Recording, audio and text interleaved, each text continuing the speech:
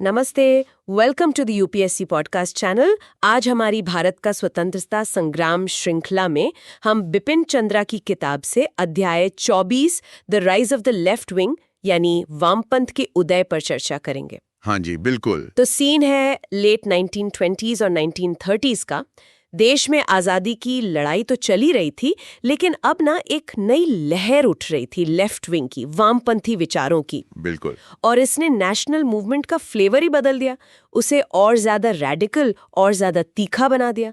मतलब अब सिर्फ अंग्रेजों भारत छोड़ो नहीं, बल्कि ये गरीबी, ये जमींदारी, ये इनइक्वालिटी भी खत्म करो वाली बात एकदम जुड़ गई थी। बिल्कुल सही कहा। ये बहुत बड़ा शिफ्ट था। देखिए, पॉलिटिकल इंडिपेंडेंस यानी राजनीतिक आजादी का जो गोल था वो अब सिर्फ उतना ही नहीं रहा, उसमें साफ तौर पर एक सोशल और इकोनॉमिक कंटेंट जुड़ गया। हाँ, लोगों को समझ आने लगा था कि भाई असली आजादी सिर्फ अंग्रेजों के जाने से नहीं मिलेगी, बल्कि समाज और अर्थव्यवस्था में बुनियादी बदलाव लाने से मिलेगी। सही। तो आजादी की लड़ाई और जो दबे कुचले लोग थे, मजदूर, किसान, उनके सामाजिक आर्थिक एक्सप्लॉयटेशन से मुक्ति की लड़ाई, ये दोनों जैसे साथ साथ चलने लगे। हाँ, जैसे पहले फोकस था कि बस घर के मालिक बदल जाएं, अब बात हो रही थी कि घर का पूरा स्ट्रक्चर ही बदलना पड़ेगा। बिल्कुल बिल्कुल। और सोशलिस्ट विचार तेजी से फैल रहे थे, खासकर युवाओं में। जैसे आजकल कोई नया ट्रेंड आता है और सब उसे फॉलो करने लगते हैं ना। हाँ। वैसी उस दौर में सोशलिज्म युवाओं के लिए एक एक्सेप्टेड क्रीड, एक मान्य विचारधारा बन गया था। और इसके पोस्टर बॉय कौन बने? हाँ, बड़े चेहरे। जवाहरलाल नेहरू और सुभाष चंद्र बोस। देखते देखते दो बड़ी लेफ्ट पार्टियां भी सामने आई, communist party of India CPI और कांग्रेस सोशलिस्ट पार्टी सीएसपी। हाँ, और इन सब बदलावों के पीछे ना एक बहुत बड़ा इंटरनेशनल फैक्टर था, रशियन रेवोल्यूशन का इम्पैक्ट। अच्छा, हाँ, रूस की क्रांति। 7 नवंबर 1917 को लेनिन की लीडरशिप में बोल्शेविक पार्टी ने रूस के जार को, जो सदियों से राज कर रहा था, उखाड़ फेंका। सोचिए। और दुनिया के पहले समाजवादी राज्य की नींव रखी। ये कोई छोटी घटना नहीं थी। इसने पूरी दुनिया, खासकर कॉलोनियल देशों में उम्मीद की एक बिजली सी दौड़ा दी। बिल्कुल। सोचिए, नई सोवियत सरकार ने आते ही ऐलान कर दिया कि चीन और एशिया के दूसरे हिस्सों में जार के जमाने के जो उनके इंपीरियलिस्ट अधिकार थे वो उन्हें छोड़ रहे हैं। हाँ, यूनिलैटरली। हाँ, ये तो जैसे किसी कॉलोनी में रहने वालों के लिए मतलब ब्रेकिंग न्यूज से भी बढ़कर थी। मैसेज एकदम क्लियर था। अगर रूस के आम लोग, मजदूर, किसान, बुद्धिजीवी मिलकर इतने ताकतवर जार को हटा सकते हैं और एक ऐसा समाज बना सकते हैं जहां एक्सप्लॉयटेशन ना हो, तो हम क्यों नहीं? हाँ, तो हम भारतीय क्यों नहीं ब्रिटिश राज को उखाड़ फेंक सकते? एक प्रैक्टिकल एग्जाम्पल मिल गया था सामने। बिल्कुल। और इसी वजह से सोशलिस्ट डॉक्ट्रिन्स, खासकर मार्क्सिज्म, जो बोल्शेविक पार्टी की गाइडिंग थ्योरी थी, वो अचानक बहुत अट्रैक्टिव लगने लगी। हाँ, खासकर एशिया के उन लोगों को जो खुद गुलामी झेल रहे थे।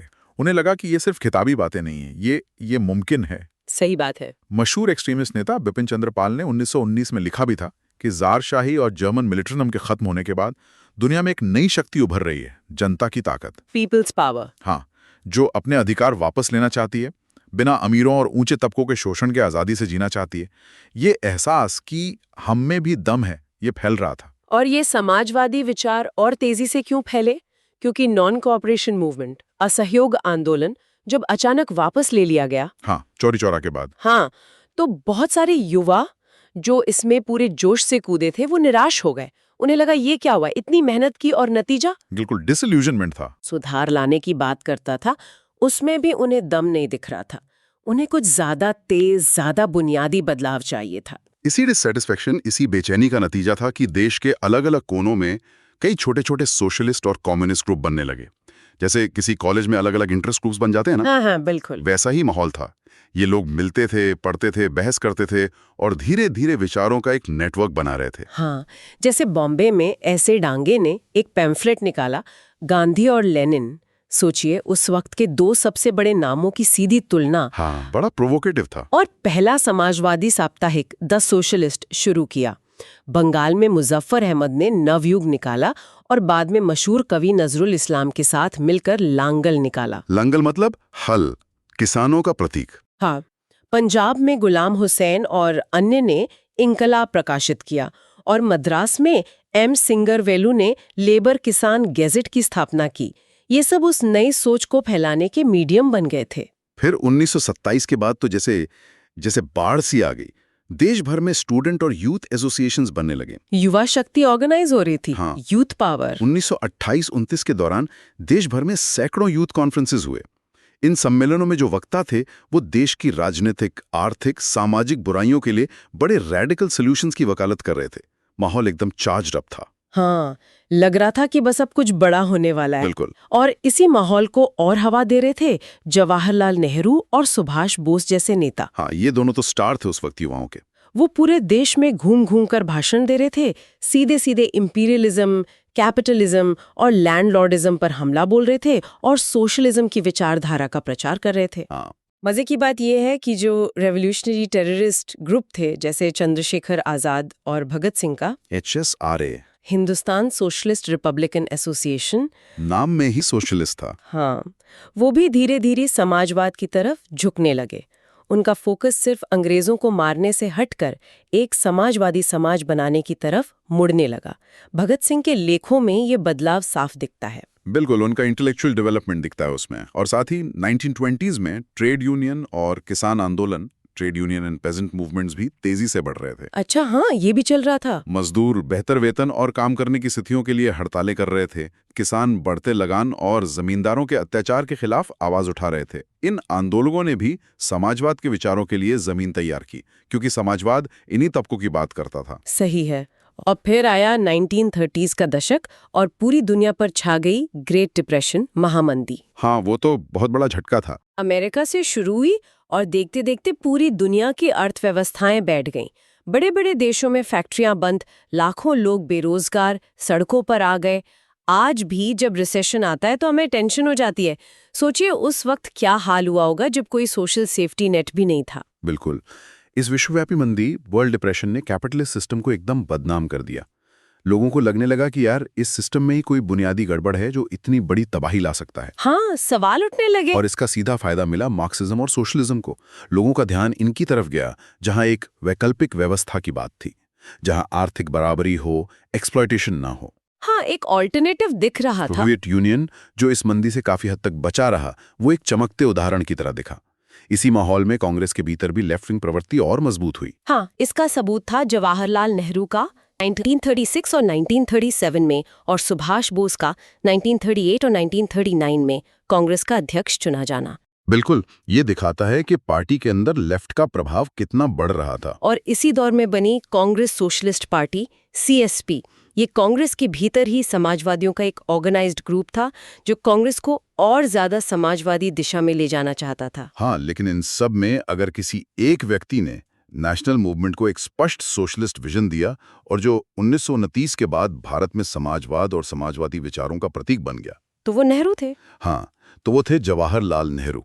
उनका करिश्मा, उनकी अंतर्राष्ट्रीय समझ और उनकी लेखनी, सब ने मिलकर उन्हें इस भूमिका के लिए तैयार किया। बिल्कुल, ये आइडिया कि आज़ादी का मतलब सिर्फ अंग्रेजों का जाना नहीं है, बल्कि उसका एक सोशो इकोनॉमिक कंटेंट होना चाहिए, यानी आम आदमी की गरीबी, भूखमरी, इनइक्वालिटी खत्म होनी चाहिए। ये सोच नेहरू के साथ जुड़ गई एकदम। वो 1929 में सिर्फ 40 की उम्र में लाहौर कांग्रेस के अध्यक्ष बने।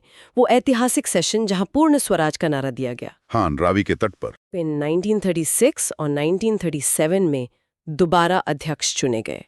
कांग्रेस अध्यक्ष के तौर पर और गांधी जी के बाद देश के सबसे पॉपुलर नेता के रूप में नेहरू ने पूरे देश का तूफानी दौरा किया। हजारों मील की यात्राएं की, लाखों लोगों से सीधे बात की। उस जमाने में बहुत बड़ी बात थी, बिना आज की सुविधाओं के। बिल्कुल। अपनी किताबों जैसे autobiography, glimpses of world history, अपने लेखों और भाषणों में उन्होंने लगातार समाजवाद के विचारों को आम लोगों तक पहुंचाया। हाँ, उन्होंने सिंप्लीफाई किया इन आइडियाज को। वो बार बार कहते थे कि पॉलिटिकल फ्रीडम तभी मीनिंगफुल होगी जब वो इकोनॉमिक एमेंसिपेशन लाएगी, यानी जनता को आर्थिक गुलामी से मुक्ति दिलाएगी। सही बात है। उन्होंने कहा कि राजनीतिक आजादी तो पहला कदम है, मंजिल है एक सोशलिस्ट सोसाइटी की स्थापना।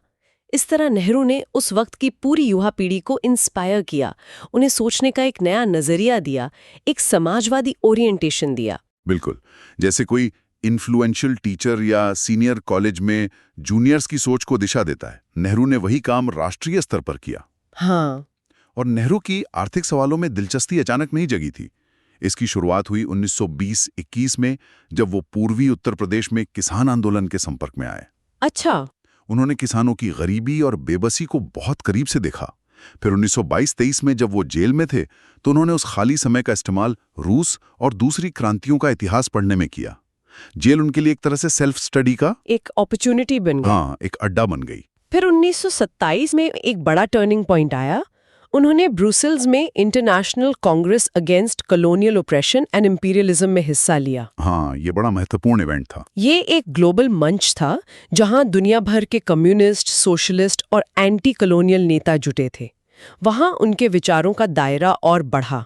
तब तक वो मोटे तौर पर मार्क्सिज्म को अपनाने लगे थे। हाँ, अपनाने लगे थे। हालांकि वो हमेशा कहते थे कि इसे भारतीय हालात के हिसाब से लागू करना होगा, आंख बंद करके कॉपी नहीं करना है। बिल्कुल, ये वो हमेशा कहते थे। उसी साल वो सोवियत यूनियन भी गए और वहां जो नया समाजवादी समाज बन रहा था उससे बहुत प्रभावित हुए। क्या चीजें अच्छी लगी उन्हें वहां? खासकर शिक्षा, स्वास्थ्य, प्लानिंग और बराबरी लाने के जो प्रयास हो रहे थे उनसे वो काफी इंप्रेस हुए। लौटकर उन्होंने सोवियत रूस पर एक किताब भी लिखी जिसके टाइटल पेज पर उन्होंने फ्रेंच रेवोल्यूशन पर लिखी वर्ड्सवर्थ की मशहूर लाइनें कोट की। Bliss was it in that dawn to be alive but to be young was very heaven. वाह, उस सुबह जिंदा होना ही आनंद था, पर जवान होना तो जैसे स्वर्ग में होना था। ये उनके उत्साह को दिखाता है। हाँ, उनकी जीवनीकार एस गोपाल लिखते हैं कि नेहरू भारत लौटे एक आत्म जागरूक क्रांतिकारी radical, a self conscious revolutionary radical के रूप में।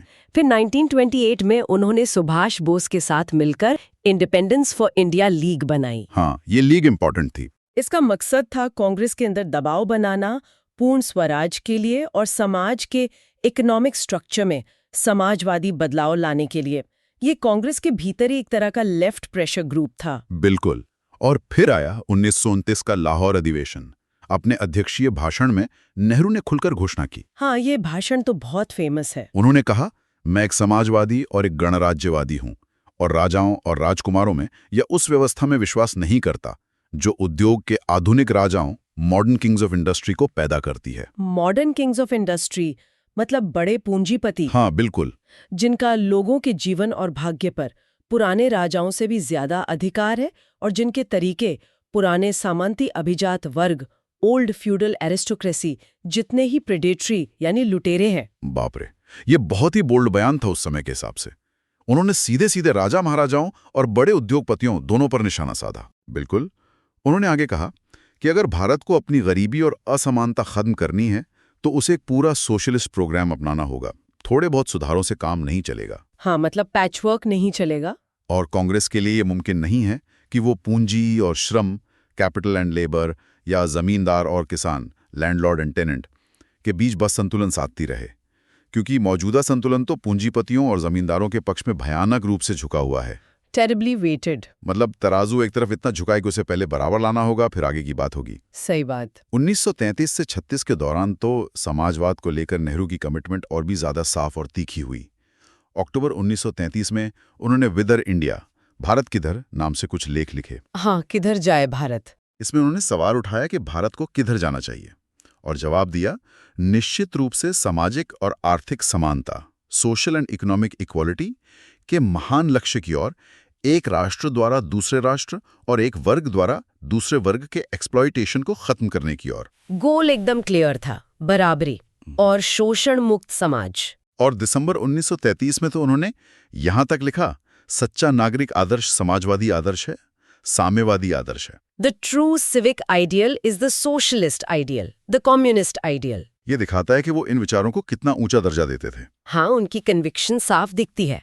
सबसे जबरदस्त घोषणा उन्होंने लखनऊ कांग्रेस अप्रैल 1936 के अपने अध्यक्षीय भाषण में की। हाँ, लखनऊ वाला भाषण। उन्होंने समाजवाद के प्रति अपनी आस्था को बहुत ही स्पष्ट, बिना किसी लैग लपेट के और बड़े पैशनेट तरीके से रखा। मुझे विश्वास है कि दुनिया की और भारत की समस्याओं का समाधान सिर्फ समाजवाद में है। सिर्फ समाजवाद में? हाँ, और जब मैं ये शब्द इस्तेमाल करता हूं तो मेरा मतलब किसी अस्पष्ट मानवीय भावना से नहीं, बल्कि साइंटिफिक इकोनॉमिक सेंस है। अच्छा, मतलब कोई हवाई बात नहीं। मुझे भारत की गरीबी, भयंकर बेरोजगारी, वास्ट अनएम्प्लॉयमेंट, गिरावट, डिग्रेडेशन और गुलामी, सब्जेक्शन को खत्म करने का समाजवाद के अलावा कोई और रास्ता नहीं दिखता। कोई और रास्ता ही नहीं दिखता। हाँ, इसके लिए हमारे राजनीतिक और सामाजिक ढांचे, पॉलिटिकल एंड सोशल स्ट्रक्चर में बड़े और क्रांतिकारी बदलाव लाने होंगे। छोटे मोटे नहीं, क्रांतिकारी बदलाव। बिल्कुल। इसका मतलब है निजी संपत्ति का अंत, एंडिंग ऑफ प्राइवेट प्रॉपर्टी, कुछ सीमित मामलों को छोड़कर, और मौजूदा लाभ प्रणाली, प्रेजेंट प्रॉफिट सिस्टम की जगह सहकारी सेवा, कोऑपरेटिव सर्विस के ऊंचे आदर्श को लाना। ये भाषण तो एक तरह से उनका समाजवादी मैनिफेस्टो था। निजी संपत्ति का अंत, प्रॉफिट सिस्टम का अंत। हाँ, बहुत रैडिकल था ये उस समय के हिसाब से। इन सालों में नेहरू ने वर्ग विश्लेषण, क्लास एनालिसिस और वर्ग संघर्ष पर की भूमिका पर भी जोर दिया। हाँ, कि समाज वर्गों में बटा है और उनके हित टकराते हैं। बिल्कुल। यानी ये मानना कि समाज अलग अलग वर्गों में बटा है जिनके हित आपस में टकराते हैं, और इस संघर्ष को समझे बिना समाज को बदला नहीं जा सकता। ये क्लासिक मार्क्सिस्ट विचार थे। अब यहाँ एक दिलचस्प एंगल आता है, गांधी जी के साथ नेहरू का रिश्ता। ये बड़ा कॉम्प्लेक्स था, है ना? हाँ, बहुत कॉम्प्लेक्स था। एक तरफ नेहरू गांधी जी का बेहद सम्मान करते थे, उन्हें अपना लीडर मानते थे। हाँ। दूसरी तरफ खासकर आर्थिक मुद्दों पर उनके गांधी जी से गहरे मतभेद थे। नेहरू गांधी जी की आलोचना करते थे कि वो समाज में वर्गों के टकराव, कॉन्फ्लिक्ट ऑफ क्लासेस को स्वीकार नहीं करते। हाँ, वो हार्मनी की बात करते थे। हाँ, कि वो शोषक और शोषित के बीच सुलह, हार्मनी की बात करते हैं, कि वो पूंजीपतियों और जमींदारों के लिए ट्रस्टीशिप, यानी ये विचार कि अमीर लोग गरीबों के लिए अपनी संपत्ति के ट्रस्टी या केयरटेकर हैं, और हृदय परिवर्तन जैसे सिद्धांत देते हैं। नेहरू को लगता था कि ये प्रैक्टिकल नहीं है, इससे अमीरों का दिल नहीं बदलने वाला। हाँ, वो कहते थे कि ये सिस्टम को चैलेंज नहीं करता। हाँ, नेहरू ने अपनी ऑटोबायोग्राफी में पूरा एक चैप्टर ही गांधीवादी विचारधारा के कुछ बुनियादी पहलुओं पर सवाल उठाने के लिए लिखा है, हालांकि बहुत सम्मान के साथ। बिल्कुल, क्रिटिसिज्म था पर रिस्पेक्ट के साथ। लेकिन साथ ही वो इस बात को पूरी तरह मानते थे कि गांधी जी ने भारतीय समाज में एक जबरदस्त क्रांतिकारी भूमिका निभाई है। वो जानते थे कि गांधी जी वो शख्स हैं जिन्होंने करोड़ों आम भारतीयों को जगाया है, उन्हें आजादी की लड़ाई से जोड़ा है। बिल्कुल। इसीलिए जब कुछ ज्यादा गर्मजोशी वाले वामपंथी left wing critics Gandhi ji की कड़ी आलोचना करते थे, तो नेहरू गांधी जी का बचाव भी करते थे। अच्छा। हाँ, जनवरी 1936 के एक लेख में उन्होंने लिखा कि गांधी जी ने भारत में क्रांतिकारी भूमिका इसलिए निभाई है क्योंकि वो जमीनी हकीकत को समझते थे और जानते थे कि जनता के दिल तक कैसे पहुंचना है, जबकि ज्यादा एडवांस्ड विचारधारा वाले कई समूह हवा में बातें करते रह जाते थे। हाँ, मतलब गांधी जी की पकड़ जमीन पर थी। बिल्कुल, गांधी जी की पकड़ जमीन पर थी। नेहरू ने ये भी कहा कि गांधी जी के काम और उनकी बातों ने लोगों में चेतना जगाई, सामाजिक मुद्दों को नेशनल एजेंडा पे ला दिया। हाँ, सोशल इश्यूज इंपॉर्टेंट बन गए। और उनका जो जोर हमेशा जनता के उत्थान पर रहा, भले ही उसके लिए निहित स्वार्थों, वेस्टेड इंटरेस्ट्स को चोट पहुंचे, उसने राष्ट्रीय आंदोलन को गरीबों और आम लोगों के पक्ष में एक मजबूत दिशा दी थी। हाँ, इतिहासकार मोहित सेन ने नेहरू की उस सलाह को अच्छे से संक्षेप में बताया है, जो वो 1939 में दूसरे वामपंथियों को गांधी जी और कांग्रेस के प्रति रवैये के बारे में दे रहे थे। क्या सलाह थी वो? नेहरू का मानना था कि कांग्रेस का भारी बहुमत आकारहीन मध्यमार्गियों, एमॉर्फिस सेंट्रिस्ट्स से बना था, कि गांधी जी न केवल उनका प्रतिनिधित्व करते थे, बल्कि किसी भी वास्तविक व्यापक जन आंदोलन के लिए भी आवश्यक थे। हाँ, गांधी जी के बिना मास मूवमेंट मुश्किल था। बिल्कुल, कि किसी भी कीमत पर वामपंथ को उनके या मध्यमार्गियों के साथ झगड़े में नहीं पड़ना चाहिए, बल्कि उनकी रणनीति केंद्र को बाईं ओर खींचने की होनी चाहिए। अच्छा। धीरे धीरे अपनी तरफ लाओ। हाँ, जिसकी संभावनाएं मौजूद थीं, खासकर जहां तक गांधी जी का संबंध था। ये बड़ी प्रैक्टिकल पॉलिटिक्स थी। सबको साथ लेकर चलो और धीरे धीरे अपनी दिशा में मोड़ो। लेकिन यहाँ एक और जरूरी बात समझनी होगी। नेहरू समाजवाद के लिए पूरी तरह कमिटेड थे, पर उनका ये कमिटमेंट एक फ्रेमवर्क के अंदर था। हाँ, एक शर्त थी। वो मानते थे कि जब तक भारत गुलाम है, तब तक सबसे पहली प्राथमिकता राजनीतिक साम्राज्यवाद विरोधी संघर्ष की है, आज़ादी पहले, समाजवाद बाद में। या यूं कहें कि आज़ादी की लड़ाई को कमज़ोर करके समाजवाद नहीं लाया जा सकता। बिल्कुल बिल्कुल। असली चुनौती इन दोनों लक्ष्यों और राष्ट्रवाद और समाजवाद को एक साथ साधने की थी, बिना आज़ादी की लड़ाई को नुकसान पहुंचाए। हाँ, बैलेंस बनाना था। जैसा उन्होंने 1936 में समाजवादियों से कहा भी था कि उनके अंदर दो बुनियादी इच्छाएं थी, राष्ट्रवाद और राजनीतिक स्वतंत्रता, जैसा कि कांग्रेस द्वारा दर्शाया गया है, और सामाजिक स्वतंत्रता, जैसा कि समाजवाद द्वारा दर्शाया गया है। और इन दोनों दृष्टिकोणों को जारी रखना और उन्हें एक जैविक संपूर्ण ऑर्गेनिक होल बनाना भारतीय समाजवादी की समस्या है। मतलब दोनों को जोड़ना है, अलग नहीं करना। हाँ, इंटीग्रेट करना है। इसीलिए नेहरू इस पक्ष में नहीं थे कि कांग्रेस से स्वतंत्र या अलग संगठन बनाने, या गांधी जी और कांग्रेस के दक्षिणपंथी धड़े जैसे सरदार पटेल या राजाजी से पूरी तरह नाता तोड़ लिया जाए। हाँ, वो कांग्रेस छोड़ने के हक में नहीं थे। उन्हें लगता था कि कांग्रेस ही मुख्य मंच है, इसी के अंदर रह के लड़ना होगा, इसी को बदलना होगा, इन्फ्लुएंस एंड ट्रांसफॉर्म। बाहर बैठकर सिर्फ नारे लगाने से कुछ नहीं होगा। सही बात है, अंदर रहकर ही सिस्टम बदला जा सकता। उनका मानना था कि कांग्रेस को समाजवादी दिशा में ले जाने का सबसे अच्छा तरीका है उसी के झंडे तले काम करना और पार्टी के अंदर कार्यकर्ताओं और किसानों की भूमिका बढ़ाना। हाँ, ग्रास रूट लेवल पे काम करना। बिल्कुल। और किसी भी स्थिति में उन्हें लगा वामपंथ को राष्ट्रीय आंदोलन की मुख्य धारा से अलग एकमात्र संप्रदाय नहीं बनना चाहिए। हाँ, अलग थलग नहीं पड़ना है। उन्हें मुख्य धारा में रह के उसे दिशा देनी थी, किनारे खड़े होकर आलोचना नहीं करनी थी। चलिए आगे बढ़ते हैं। Okay, let's move our discussion forward. अपनी बातचीत को आगे बढ़ाते हैं। आज का विषय है भारत में शुरुआती कम्युनिस्ट आंदोलन। मतलब ये कैसे शुरू हुआ, क्या उतार चढ़ाव रहे, और हाँ, भारतीय स्वतंत्रता संग्राम पर इसका क्या असर पड़ा। हाँ। हमारे पास जो स्रोत हैं वो इस आंदोलन के शुरुआती दौर की कहानी बताते हैं। काफी दिलचस्प और नाटकीय मोड़ों से भरी हुई कहानी है ये। बिल्कुल, इसमें प्रेरणा है, स्ट्रैटेजी है, टकराव है, और कई बार तो ऐसा लगता है कि कहानी एकदम पलट गई। हाँ, जैसे कोई T20 मैच का आखिरी ओवर हो। बिल्कुल वैसा ही। तो सबसे पहले देखते हैं कि ये विचार आया कहाँ से। जाहिर है 1917 की सोवियत क्रांति, रूस वाली। हाँ। उसने दुनिया भर के बहुत से लोगों को इंस्पायर किया। भारत में भी खासकर जो क्रांतिकारी थे या देश से बाहर रह रहे थे, उन पर इसका मतलब गहरा असर हुआ। तो ये लोग फिर सोवियत यूनियन की तरफ आकर्षित हुए। हाँ, बिल्कुल। कई भारतीय क्रांतिकारी और राष्ट्रवादी सोचने लगे कि शायद यही रास्ता है भारत की आज़ादी और सामाजिक बदलाव का।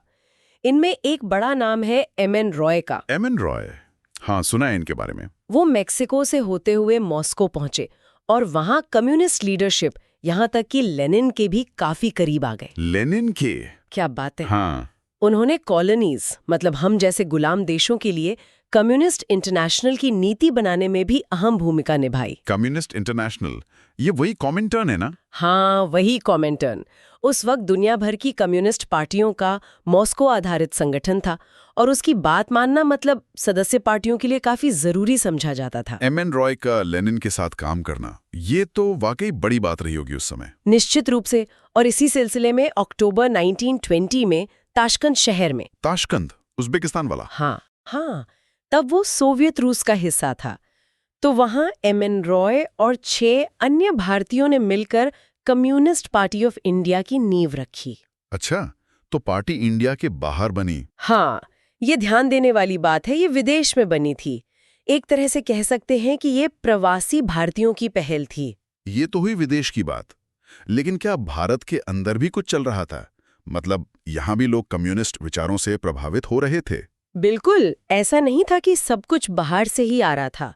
1920s के दशक की शुरुआत से ही भारत के अलग-अलग हिस्सों में, खासकर बॉम्बे, कैलकाटा, मद्रास, लाहौर जैसे शहरों में कई छोटे-छोटे लेफ्ट विंग और कम्युनिस्ट समूह उभरने लगे थे।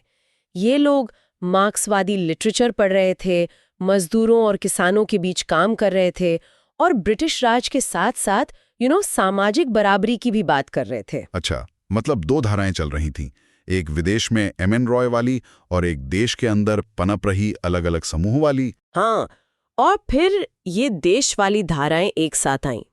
दिसंबर 1925 में कानपुर में एक ऑल इंडिया कम्युनिस्ट कॉन्फ्रेंस हुई। कानपुर में? हाँ, इसमें अलग-अलग शहरों से आए वामपंथी समूहों ने मिलकर औपचारिक रूप से communist party of India CPI का गठन किया।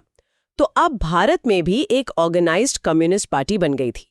कुछ समय बाद SV घाटे इसके पहले जनरल सेक्रेटरी बने। ठीक है, तो पार्टी बन गई, पर सवाल यह है कि इनका प्लान क्या था, खासकर उस वक्त की सबसे बड़ी political power Indian national Congress को लेकर। क्या ये कांग्रेस के साथ मिलकर काम करना चाहते थे या उसे अपना प्रतिद्वंदी मानते थे? ये बहुत ही दिलचस्प सवाल है और उनकी शुरुआती स्ट्रैटेजी काफी सोची समझी थी। उन्होंने सीधे टकराव का रास्ता नहीं चुना। CPI ने अपने सदस्यों को निर्देश दिया कि वे कांग्रेस के भी सदस्य बने। कांग्रेस के भी सदस्य, मतलब ड्यूअल मेंबरशिप? हाँ, एक तरह से कांग्रेस के अंदर रहकर काम करना। लेकिन क्यों? वो तो खुद को कांग्रेस से अलग ज्यादा रैडिकल मानते थे ना। ये स्ट्रैटेजी थोड़ी अजीब नहीं लगती? अजीब लग सकती है, लेकिन इसके पीछे एक तर्क था। उनका मानना था कि कांग्रेस उस वक्त राष्ट्रीय आंदोलन का सबसे बड़ा मंच है, जहां लाखों लोग जुड़े हुए हैं। अगर कम्युनिस्ट बाहर रहकर सिर्फ कांग्रेस की आलोचना करते रहेंगे तो वे जनता से कट जाएंगे। इसलिए बेहतर है कि कांग्रेस के अंदर घुसकर काम किया जाए। उनका मकसद था कांग्रेस के हर लेवल पर, जिला, प्रांत, राष्ट्रीय स्तर पर एक मजबूत लेफ्ट विंग यानी वामपंथी धड़ा तैयार करना। वो चाहते थे कि कांग्रेस में जो दूसरे रैडिकल राष्ट्रवादी हैं, उनके साथ मिलकर कांग्रेस की पॉलिसीज को ज्यादा रैडिकल बनाया जाए। अच्छा। उसे मजदूरों और किसानों के मुद्दों से जोड़ा जाए। एक तरह से कांग्रेस को अंदर से बदलने की कोशिश थी। ये कुछ वैसा ही है जैसे आप किसी बड़े क्लब या सोसाइटी के मेंबर बनकर उसके रूल्स या कामकाज को अंदर से बदलने की कोशिश करें। बिल्कुल, बजाय इसके कि बाहर से सिर्फ नारे लगाएं। इसमें एक तरह का प्रैग्मैटिज्म था, मतलब आइडियोलॉजी की प्योरिटी से ज्यादा इम्पैक्ट पर जोर था। समझ गया। ये वाकई एक स्ट्रैटेजिक मूव थी। पर इस प्लान को अमल में कैसे लाया गया? सिर्फ कांग्रेस का मेंबर बन जाना काफी था? नहीं, सिर्फ मेंबर बनना काफी नहीं था। उनका मुख्य तरीका था workers and peasants parties banana, WPPs। हाँ। Workers and peasants parties. हाँ। और उनके जरिए काम करना। ये पार्टियां एक तरह से कम्युनिस्टों के लिए खुला मंच थीं, जहां वो नॉन कम्युनिस्ट वामपंथियों के साथ मिलकर काम कर सकते थे। अच्छा। पहली ऐसी पार्टी बंगाल में बनी नवंबर 1925 में। नाम था labour Swaraj party of the Indian national Congress. Labour Swaraj party, नाम में ही सब कुछ है। लेबर स्वराज कांग्रेस। हाँ। इसके फाउंडर्स में मुजफ्फर अहमद, मशहूर कवि काजी नजरुल इस्लाम, हेमंता कुमार सरकार जैसे लोग थे।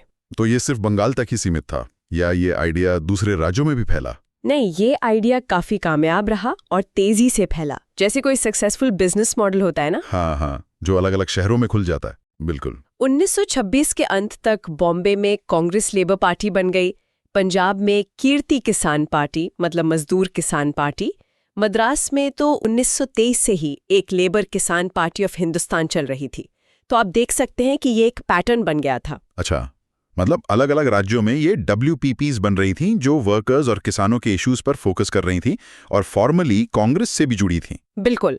और फिर इन सबको एक नेशनल अम्ब्रेला के नीचे लाया गया। 1928 तक इन सभी प्रांतीय पार्टियों का नाम बदलकर workers and pageants party WPP कर दिया गया और उन्हें एक ऑल इंडिया पार्टी के तौर पर ऑर्गेनाइज किया गया। ओके। इसकी यूनिट्स राजस्थान, यूपी और दिल्ली जैसे इलाकों में भी फैली। खास बात ये थी कि लगभग सभी जाने माने कम्युनिस्ट इन WPPs के मेंबर थे।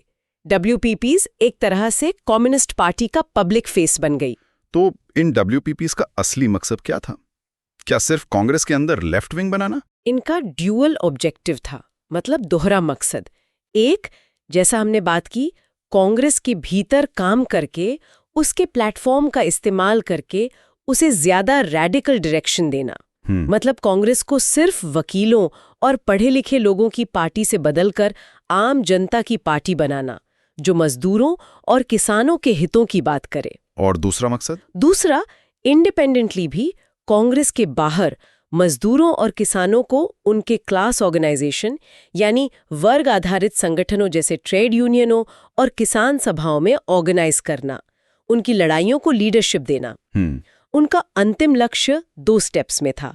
पहला, पूर्ण स्वतंत्रता हासिल करना और दूसरा, उसके बाद समाजवाद यानी सोशलिज्म की स्थापना करना। और क्या ये स्ट्रैटेजी कामयाब हुई? क्या WPs के जरिए कम्युनिस्ट अपना इन्फ्लुएंस बढ़ा पाए? हाँ, और काफी तेजी से। बहुत कम समय में ही कांग्रेस के अंदर कम्युनिस्टों और WPs का प्रभाव साफ दिखने लगा, खासकर बॉम्बे जैसे इंडस्ट्रियल सेंटर्स में। अच्छा। और दिलचस्प बात यह है कि कांग्रेस के बड़े नेता भी, जैसे जवाहरलाल नेहरू और सुभाष चंद्र बोस, जो खुद भी युवा और रैडिकल विचारों के थे, हाँ, वो दोनों तो थे ही, उन्होंने WPPs की इन कोशिशों का स्वागत किया। उन्हें लगा कि ये लोग कांग्रेस में नई जान फूंक रहे हैं, उसे जनता के करीब ला रहे हैं। नेहरू और बोस जैसे नेता WPPs के साथ मिलकर काम कर रहे थे, ये तो काफी महत्वपूर्ण बात है। हाँ, बिल्कुल। नेहरू, बोस, उस समय के यूथ लीग्स और अन्य वामपंथी ताकतों के साथ मिलकर WPPs ने कांग्रेस के भीतर एक मजबूत लेफ्ट विंग ब्लॉक बनाने में और पूरे भारतीय राष्ट्रीय आंदोलन को एक लेफ्टवर्ड ओरिएंटेशन देने में अहम भूमिका निभाई। उन्होंने पूर्ण स्वराज यानी कंप्लीट इंडिपेंडेंस को कांग्रेस का लक्ष्य बनाने में दबाव डाला। ये कुछ वैसा ही है जैसे किसी बड़ी पॉलिटिकल पार्टी के अंदर आज भी अलग-अलग लॉबी या ग्रुप होते हैं। हाँ, जो पार्टी की पॉलिसी को प्रभावित करने की कोशिश करते हैं। एग्जैक्टली। इसके अलावा WPs में ट्रेड यूनियन के फ्रंट पर जबरदस्त काम किया। मजदूरों के बीच उनकी पकड़ बहुत तेजी से बढ़ी। ओके। 1927 से 1929 के दौरान भारत में बड़ी बड़ी हड़तालें हुई। मजदूरों ने अपने अधिकारों के लिए संघर्ष किया। इन संघर्षों के उभार में WPs की भूमिका निर्णायक थी। इसी वजह से कम्युनिस्टों को मजदूर वर्ग में एक मजबूत आधार मिला। संक्षिप्त में कहें तो WP स्ट्रैटेजी उस दौर में काफी सफल रही। लेकिन अक्सर तेजी से मिली सफलता टिकती नहीं। क्या यहाँ भी ऐसा ही हुआ? क्योंकि सुनने में आया कि 1929 के आसपास इस बढ़ते प्रभाव पर अचानक ब्रेक लग गया। कहानी में एक बड़ा ट्विस्ट आया। हाँ बिल्कुल, एक नहीं बल्कि 2 बड़े झटके लगे जिसने कम्युनिस्ट आंदोलन की कमर तोड़ दी। पहला झटका बाहर से आया, सरकार का क्रूर दमन, सिवियर स्टेट रिप्रेशन। हाँ, ब्रिटिश सरकार कम्युनिस्टों के बढ़ते प्रभाव, खासकर ट्रेड यूनियनों में उनकी मजबूत होती पकड़ से बुरी तरह घबरा गई थी। उन्हें लगा कि ये उनके एम्पायर के लिए एक बड़ा खतरा बन रहे हैं। सरकार ने क्या किया? किस तरह का दमन? सरकार पहले भी छिटपुट कार्रवाई करती रही थी। 1922-24 के बीच जो कम्युनिस्ट सोवियत यूनियन से ट्रेनिंग लेकर भारत आने की कोशिश कर रहे थे, उन पर पेशावर में कई कॉन्स्पिरेसी केसेस चलाए गए। अच्छा, षड्यंत्र के मुकदमे। हाँ, और लंबी सजाएं दी गईं। फिर 1924 में कानपुर बोल्शेविक कॉन्स्पिरेसी केस में ऐसे डांगे, मुजफ्फर अहमद, नलिनी गुप्ता और शौकत उस्मानी जैसे बड़े नेताओं को जेल में डाल दिया गया। और 1929 में लगता है इस बार सरकार ने कोई बड़ी कार्रवाई की। बिल्कुल, 1929 तक कम्युनिस्ट इन्फ्लुएंस पीक पर पहुंच रहा था। ट्रेड यूनियन में उनका दबदबा था, कांग्रेस में उनकी आवाज सुनी जा रही थी। सरकार को लगा कि अब पानी सिर से ऊपर जा रहा है। तो मार्च 1929 में सरकार ने एक बहुत बड़ा ऑपरेशन चलाया। देश भर से एक साथ 32 रेडिकल राजनीतिक और ट्रेड यूनियन नेताओं को गिरफ्तार कर लिया गया। 32 लोग एक साथ? हाँ, इनमें सिर्फ भारतीय ही नहीं बल्कि 3 ब्रिटिश कम्युनिस्ट भी थे, फिलिप स्प्रैट, बेन ब्रैडली और लेस्टर हचिनसन। ये लोग कॉमिंटन द्वारा भारत में ट्रेड यूनियन आंदोलन को ऑर्गेनाइज करने में मदद करने के लिए भेजे गए थे। बाप रे, ब्रिटिश नागरिक भी शामिल थे। सरकार का मकसद क्या था इस बड़ी कार्रवाई के पीछे? सिर्फ नेताओं को जेल में डालना? सरकार का मकसद दोहरा था। पहला, ट्रेड यूनियन आंदोलन का सिर कुचल देना, मतलब to behead the trade union movement, उसके सबसे अनुभवी नेताओं को हटा देना। दूसरा, कम्युनिस्टों को राष्ट्रीय आंदोलन की मुख्य धारा से काटकर अलग-थलग आइसोलेट कर देना। सरकार ये साबित करना चाहती थी कि ये कम्युनिस्ट लोग राष्ट्रवादी नहीं बल्कि विदेशी एजेंट हैं और खतरनाक हैं। इन 32 लोगों पर मेरठ शहर में मुकदमा चलाया गया। मेरठ कॉन्स्पिरेसी केस, हाँ, ये तो बहुत चर्चित हुआ था। इसके बारे में तो काफी सुना है। हाँ, ये केस एक कॉज सेलिब्रे बन गया, मतलब एक ऐसा मुद्दा जिसने पूरे देश और दुनिया का ध्यान खींचा। कई बड़े राष्ट्रवादी नेताओं ने इन कैदियों का बचाव किया, जिनमें जवाहरलाल नेहरू, M.A. अंसारी, M.C. छागला जैसे वकील शामिल थे। नेहरू भी थे? हाँ, यहाँ तक कि गांधी जी खुद मेरठ जेल में इन कैदियों से मिलने गए, उनके प्रति सहानुभूति जताने और आने वाले बड़े राष्ट्रीय आंदोलन सिविल डिसोबीडियंस मूवमेंट में उनका समर्थन मांगने। तो क्या सरकार का मकसद पूरा हुआ? क्या कम्युनिस्ट अलग थलग पड़ गए? सरकार का उन्हें आइसोलेट करने का प्लान तो बुरी तरह फेल हो गया, बल्कि उल्टा हुआ। उल्टा कैसे? कैदियों ने अदालत को ही अपने प्रोपेगेंडा का मंच बना लिया। उन्होंने अपने बचाव में जो लंबे लंबे बयान दिए, उनमें उन्होंने कम्युनिस्ट आइडियोलॉजी, इंपीरियलिज्म की आलोचना और मजदूर किसानों की हालत पर जोरदार तरीके से अपनी बात रखी। अच्छा। ये सारे बयान देश के सभी राष्ट्रवादी अखबारों में छपे। नतीजा ये हुआ कि लाखों लोग जो शायद पहले कम्युनिज्म के बारे में जानते भी नहीं थे, पहली बार विस्तार से इन विचारों से परिचित हुए। सरकार उन्हें बदनाम करना चाहती थी, पर इस केस ने उन्हें हीरो बना दिया। लेकिन सरकार किसी और मकसद में कामयाब रही। हाँ, एक चीज में सरकार जरूर कामयाब रही, जो तेजी से बढ़ता हुआ मजदूर आंदोलन था, उसका अनुभवी नेतृत्व रातों रात खत्म हो गया। ज्यादातर गिरफ्तार लोग ट्रेड यूनियन के मंझे हुए नेता थे, और उस शुरुआती दौर में इतने सारे नेताओं का विकल्प खड़ा करना आसान नहीं था। ये कुछ वैसा ही था जैसे किसी फुटबॉल टीम के सारे सीनियर खिलाड़ी एक साथ चोटिल हो जाए। हाँ, तो टीम का प्रदर्शन गिरना तय है, भले ही नए खिलाड़ियों में जोश कितना भी क्यों ना हो। बिल्कुल। समझ गया। ये तो था सरकार का दिया हुआ जोरदार झटका, लेकिन आपने कहा था कि 2 झटके लगे थे। दूसरा झटका क्या था? दूसरा झटका कम्युनिस्टों ने अनजाने में खुद को ही दे दिया। ये उनकी अपनी स्ट्रैटेजी में एक बड़े बदलाव या कहें कि एक बड़ी गलती का नतीजा था।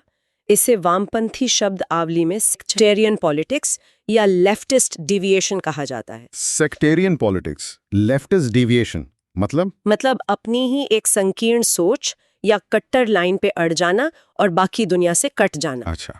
और ये बदलाव क्यों आया अचानक? हुआ ये कि उसी दौरान 1928 में कम्युनिस्ट इंटरनेशनल मतलब कॉमिंटॉन की छठी कांग्रेस हुई। उस समय कॉमिंटॉन पर एक अल्ट्रा लेफ्ट लाइन हावी थी। Ultra left? हाँ, इस कांग्रेस ने एक नई नीति अपनाई जिसके तहत दुनिया भर की कम्युनिस्ट पार्टियों को, सोशल डेमोक्रेट्स और बुर्जुआ राष्ट्रवादियों को अपना मुख्य दुश्मन मानने का निर्देश दिया गया। इस नई लाइन से प्रभावित होकर भारतीय कम्युनिस्टों ने अचानक अपनी पुरानी स्ट्रैटेजी यानी कांग्रेस के अंदर काम करने वाली स्ट्रैटेजी को पूरी तरह पलट दिया मतलब कांग्रेस से रिश्ता तोड़ लिया। वही कांग्रेस जिसके अंदर वो इतनी मेहनत से लेफ्ट विंग बना रहे थे। हाँ बिल्कुल।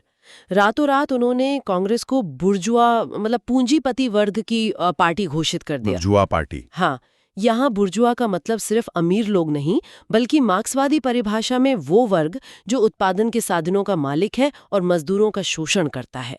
उनका कहना था कि कांग्रेस और उसके नेता अब इंपीरियलिज्म के समर्थक बन गए हैं और आज़ादी की लड़ाई से गद्दारी कर रहे हैं। लेकिन कांग्रेस तो उस समय पूर्ण स्वराज का नारा अपना चुकी थी और सिविल डिसोबीडियंस मूवमेंट जैसी बड़ी लड़ाई की तैयारी कर रही थी।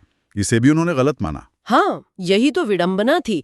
उन्होंने कांग्रेस की पूर्ण स्वराज के नारे के इर्द गिर्द जन आंदोलन खड़ा करने की योजनाओं को महज एक दिखावा, एक शैम करार दिया।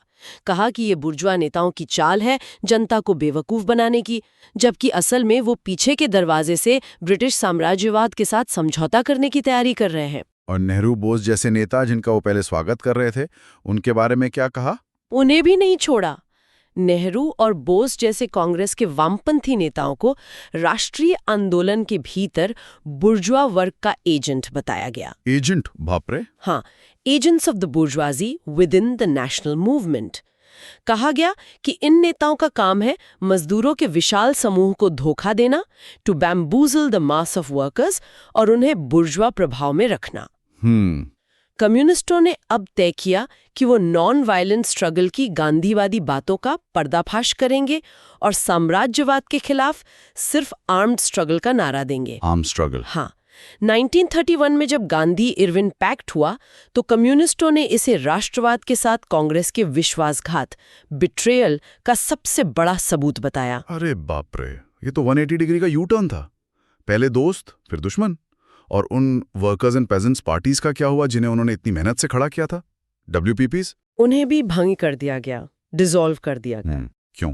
तर्क ये दिया गया कि दो अलग अलग वर्गों मतलब मजदूर और किसान की एक मिलीजुली पार्टी बनाना थियोरेटिकली गलत है, क्योंकि इसमें छोटे बुर्जुआ यानी पेटी बुर्जुआ मिडिल क्लास के विचारों का असर आ सकता है जो क्रांति के लिए भरोसेमंद नहीं होते। अच्छा।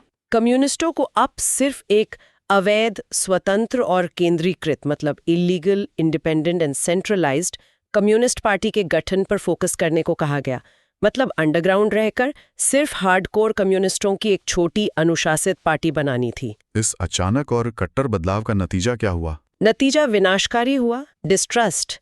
कम्युनिस्ट राष्ट्रीय आंदोलन की मेन स्ट्रीम से ठीक उसी समय कटकर अलग थलग पड़ गए जब देश अपने सबसे बड़े मास स्ट्रगल यानी सिविल डिसोबीडियंस मूवमेंट की तैयारी कर रहा था और उसमें कूद रहा था। हाँ, ये तो बहुत बड़ा मौका था। बिल्कुल।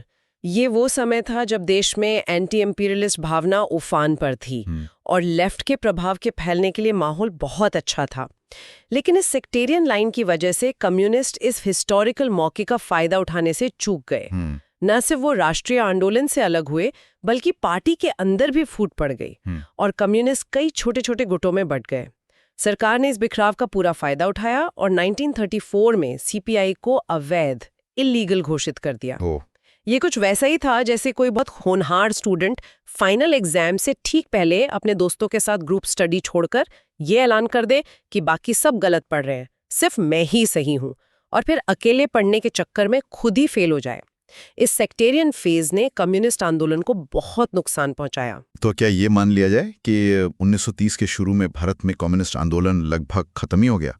मेरिट केस और फिर ये सेक्टेरियनिज्म, ये तो डबल ब्लो था। हाँ, ये बहुत बड़ा झटका था, इसमें कोई शक नहीं।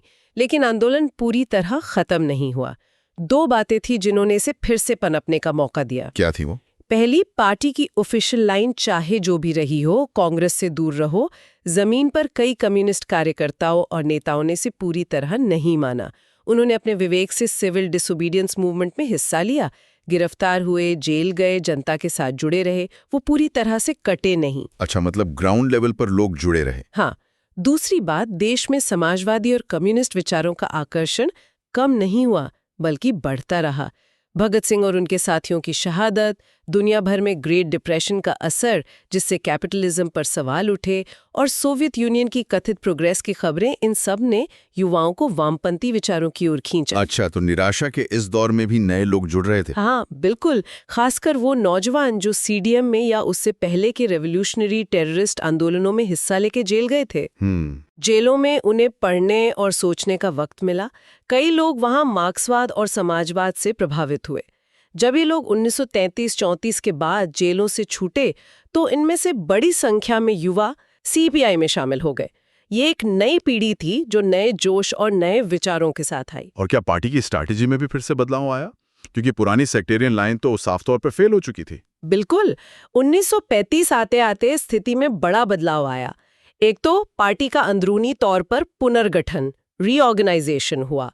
पीसी जोशी, जो खुद एक युवा नेता थे, पार्टी के नए जनरल सेक्रेटरी बने और उन्होंने बिखरे हुए गुटों को एकजुट करने की कोशिश की। पीसी जोशी, हाँ। दूसरा और शायद सबसे महत्वपूर्ण, इंटरनेशनल लेवल पर कम्युनिस्ट स्ट्रैटेजी में एक बार फिर बड़ा यूटर्न आया। फिर से यूटर्न? इस बार क्या हुआ? इस बार यूटर्न सही दिशा में था। अगस्त 1935 में मॉस्को में कॉमिंटर्न की 7वीं कांग्रेस हुई। 7वीं कांग्रेस, ओके। इस समय तक यूरोप में फासीवाद, फैसिज्म का खतरा बहुत बढ़ गया था। जर्मनी में हिटलर और इटली में मुसोलिनी सत्ता में आ चुके थे। कॉमिंटर्न को एहसास हुआ कि फैसिज्म दुनिया के लिए, खासकर मजदूर आंदोलन और सोवियत यूनियन के लिए सबसे बड़ा खतरा है। इस नए खतरे का मुकाबला करने के लिए कॉमिंटर्न ने अपनी पिछली सेक्टेरियन पॉलिसी को पूरी तरह त्याग दिया। तो नई पॉलिसी क्या थी? नई पॉलिसी थी यूनाइटेड फ्रंट बनाने की, संयुक्त मोर्चा। United front? जी। किसके साथ? इसका मतलब था कि फैसिज्म के खिलाफ लड़ने के लिए कम्युनिस्टों को सभी एंटी फैसिस्ट ताकतों के साथ हाथ मिलाना चाहिए। पूंजीवादी देशों में उन्हें सोशल डेमोक्रेट्स और लिबरल्स के साथ मिलकर काम करना था। हाँ। और भारत जैसे औपनिवेशिक देशों में हाँ। उन्हें साम्राज्यवाद विरोधी साझा मोर्चा बनाने के लिए बुर्जुआ वर्ग के नेतृत्व वाले राष्ट्रवादी आंदोलनों जैसे इंडियन नेशनल कांग्रेस के साथ फिर से जुड़ना था। अरे वाह, मतलब भारतीय कम्युनिस्टों को फिर से कांग्रेस के साथ काम करने को कहा गया, अपनी पुरानी कांग्रेस बुर्जुआ पार्टी है वाली लाइन छोड़कर। हाँ बिल्कुल, उन्हें निर्देश दिया गया कि वे एक बार फिर राष्ट्रीय कांग्रेस के नेतृत्व वाले राष्ट्रीय आंदोलन की मेनस्ट्रीम में शामिल हों और उसे अंदर से मजबूत करें। इस बड़े बदलाव का थ्योरेटिकल और पॉलिटिकल आधार 1936 की शुरुआत में एक डॉक्यूमेंट द्वारा रखा गया जिसे दत्त ब्रैडली थीसिस के नाम से जाना जाता है। Dutt Bradley thesis? हाँ, रजनी पामदत्त और बेन ब्रैडली, जो मेरठ केस में जेल भी गए थे, उन्होंने इसे तैयार किया था। इस थीसिस में कहा गया कि राष्ट्रीय Congress anti imperialist people's front को बनाने में एक महान और अग्रणी भूमिका, a great part and a foremost part निभा सकती है। ये पिछली लाइन से बिल्कुल उल्टा था। तो कम्युनिस्टों ने इस नई लाइन को मान लिया, वापस कांग्रेस में चले गए। इतनी आलोचना करने के बाद ये आसान रहा होगा क्या? देखिए, पॉलिटिक्स में परमानेंट दोस्त या दुश्मन नहीं होते, है ना? स्ट्रैटेजीज बदलती रहती हैं। कम्युनिस्ट पार्टी ने नई लाइन को अपनाया। उन्होंने अब अपने सदस्यों से कहा कि वे कांग्रेस में शामिल हों, उसकी कमिटियों में एक्टिव हों और अपने प्रभाव वाले जन संगठनों, मजदूर यूनियनों, किसान सभाओं, छात्र संघों के सदस्यों को भी कांग्रेस का मेंबर बनाए। अच्छा। 1938 तक तो पार्टी ने ऑफिशियली ये मान लिया कि कांग्रेस साम्राज्यवाद के खिलाफ खड़े भारतीय लोगों का केंद्रीय जन राजनीतिक संगठन है, the central mass political organisation of the Indian people ranged against imperialism. PC Joshi जो नए नेता थे, क्या उन्होंने भी इस बदलाव का समर्थन किया? हाँ, पीसी जोशी इस नई लाइन के सबसे बड़े पैरोकार थे। 1939 में उन्होंने पार्टी के वीकली पेपर नेशनल फ्रंट में बहुत साफ शब्दों में लिखा कि आज का सबसे बड़ा क्लास स्ट्रगल हमारा नेशनल स्ट्रगल है और कांग्रेस इस संघर्ष का मुख्य अंग, द मेन ऑर्गन है। ये तो पार्टी की सोच में जमीन आसमान का फर्क था। बिल्कुल उड़ दिया था। नहीं, अपना अल्टीमेट गोल उन्होंने नहीं छोड़ा था। पार्टी का उद्देश्य अभी यही था कि राष्ट्रीय आंदोलन का नेतृत्व धीरे धीरे मजदूर वर्ग यानी कम्युनिस्ट पार्टी के हाथ में आए, जिसे वामपंथी शब्दावली में हेजेमनी या वर्चस्व स्थापित करना कहते हैं। हेजेमनी, हाँ, यानी आंदोलन की वैचारिक और राजनीतिक दिशा तय करने की क्षमता हासिल करना। लेकिन अब उनका मानना था कि ये लक्ष्य कांग्रेस के प्लेटफॉर्म का इस्तेमाल करके, उसके अंदर काम करके और राष्ट्रीय आंदोलन को मजबूत बनाकर ही हासिल किया जा सकता है, उससे कटकर नहीं। स्ट्रैटेजी बदल गई थी, मंजिल वही थी। तो इस नए यूनाइटेड फ्रंट स्ट्रैटेजी के तहत कांग्रेस के अंदर उनका काम कैसा रहा? क्या वो फिर से प्रभावशाली बन पाए? हाँ, इस बार वो पहले से भी ज्यादा प्रभावी रहे, क्योंकि अब उनके पास मेरठ केस का अनुभव था, सेक्टेरियनिज्म का कड़वा सबक था और पीसी जोशी जैसा कुशल नेतृत्व था। कम्युनिस्टों ने कांग्रेस के अंदर बहुत लगन से काम किया। कई कम्युनिस्ट कांग्रेस की डिस्ट्रिक्ट और प्रोविंशियल कमेटियों में पदाधिकारी बने। करीब 20 लोग तो all India Congress committee AICC के मेंबर थे। AICC के मेंबर, ये तो बड़ी बात है। हाँ, AICC कांग्रेस की टॉप डिसीजन मेकिंग बॉडी थी उन दिनों। सोचिए, पार्टी की टॉप लीडरशिप में कम्युनिस्टों की मौजूदगी। सही। इसके अलावा 1936 से 1942 के दौरान उन्होंने केरल, आंध्र, बंगाल और पंजाब जैसे राज्यों में जबरदस्त किसान आंदोलन खड़े किए। ऑल इंडिया किसान सभा में उनका दबदबा बढ़ा, मजदूरों के बीच भी उनका काम फिर से मजबूत हुआ। और शायद सबसे महत्वपूर्ण बात, उन्होंने एक बार फिर से अपनी वो इमेज वापस पा ली जो मेरठ केस के समय बनी थी, यानी सबसे जुझारू, सबसे लड़ाकू एंटी इंपीरियलिस्ट होने की। आम जनता उन्हें फिर से देशभक्त और संघर्षशील मानने लगी थी। मतलब एक शानदार वापसी हुई। बिल्कुल, एक शानदार वापसी, बिल्कुल वैसी जैसे कोई टीम बुरी तरह हारने के बाद अपनी स्ट्रैटेजी बदलकर नए जोश के साथ मैदान में उतरे और लगातार मैच जीतने लगे। तो ये थी कहानी शुरुआती कम्युनिस्ट आंदोलन के उतार चढ़ाव की, कैसे वे विदेश में और देश में बने, कैसे उन्होंने कांग्रेस के अंदर काम करने की वो यूनिक स्ट्रैटेजी अपनाई, फिर कैसे सरकारी दमन और अपने ही स्ट्रैटेजिक गलती सेक्टेरियनिज्म के कारण बिखरे और हाशिए पर चले गए, और फिर कैसे इंटरनेशनल परिस्थितियां बदली, नया नेतृत्व आया और एक नई स्ट्रैटेजी यूनाइटेड फ्रंट अपनाकर राष्ट्रीय आंदोलन की मेन स्ट्रीम में शानदार वापसी की और फिर से एक महत्वपूर्ण ताकत बने। बिल्कुल, और इस पूरी यात्रा ने न सिर्फ भारत में कम्युनिस्ट आंदोलन के कैरेक्टर को घड़ा, बल्कि इसने भारतीय राष्ट्रीय आंदोलन पर भी गहरा असर डाला। इसने वामपंथी विचारों को पॉपुलर बनाया, मजदूरों, किसानों के सवालों को नेशनल एजेंडा के सेंटर में लाने में मदद की और कांग्रेस के अंदर भी एक प्रोग्रेसिव प्रेशर बनाए रखा। चलिए अब आगे बढ़ते हैं। ठीक है, चलिए अपनी चर्चा को आगे बढ़ाते हैं। जी, आज हम बात कर रहे हैं कांग्रेस सोशलिस्ट पार्टी यानी CSP, उसके बनने की कहानी और उसकी शुरुआती सोच, उसकी स्ट्रैटेजी क्या थी, इस पर थोड़ा गहराई से देखते हैं। हाँ, और हमारे पास जो जानकारी है वो एक काफी detailed source, the genesis and strategy of the Congress socialist party, उसके कुछ हिस्सों पर आधारित है। अच्छा, तो कहानी शुरू कहाँ से होती है? इसका जेनेसिस कहाँ है? बिल्कुल, और इसकी जड़ें, जैसा आपने कहा, काफी दिलचस्प माहौल में है। 1930 से 1934 के बीच भारत की जेलों में। जेलों में? हाँ, कल्पना कीजिए, देश भर से नौजवान कांग्रेसी नेता, जिनमें आजादी का जुनून तो कूट कूट कर भरा था, पर शायद गांधी जी के तरीकों और उनकी लीडरशिप को लेकर कुछ सवाल भी थे मन में, वो सब एक साथ अलग अलग जेलों में बंद हैं। और उसी समय ये समाजवादी विचारों, सोशलिस्ट आइडियोलॉजी की तरफ खिंच भी रहे थे। एग्जैक्टली, वो माहौल ही ऐसा था।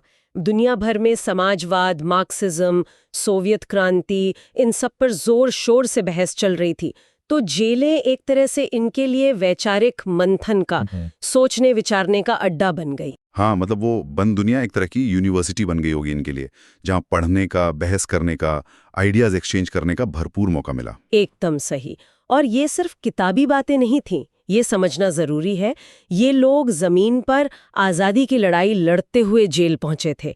तो इनके लिए ये विचार सिर्फ थ्योरी नहीं थे, ये प्रैक्टिकल सवाल थे कि देश को कैसे आज़ाद कराया जाए और आज़ाद भारत कैसा हो। तो ये सिर्फ गांधी जी की रणनीति से असहमत ही नहीं थी, बल्कि एक ऑल्टरनेटिव विजन की तलाश थी। बिल्कुल। उन्हें लगता था कि आज़ादी की लड़ाई को एक ज़्यादा रैडिकल, एक ज़्यादा सामाजिक आर्थिक बदलाव का एजेंडा चाहिए। सिर्फ अंग्रेज़ों को हटाना काफ़ी नहीं है, बल्कि समाज का ढांचा भी बदलना होगा। और समाजवाद, मार्क्सिज्म और जो सोवियत यूनियन में प्रयोग चल रहा था, उसमें उन्हें भविष्य के भारत की एक अलग, ज़्यादा बराबरी वाली तस्वीर दिख रही थी। जेल ने उन्हें वक्त दिया इन विचारों को गहराई से समझने का, आपस में बहस करने का और एक ऑल्टरनेटिव विजन बनाने का। लेकिन यहाँ एक सवाल उठता है, उस समय communist party of India, CPI भी तो थी, और वो भी मार्क्सवाद और सोवियत मॉडल की बात करती थी। सही सवाल। तो इन नेताओं ने, जो खुद मार्क्सवाद से इतने प्रभावित थे, उन्होंने सीधा CPI क्यों नहीं ज्वाइन कर ली?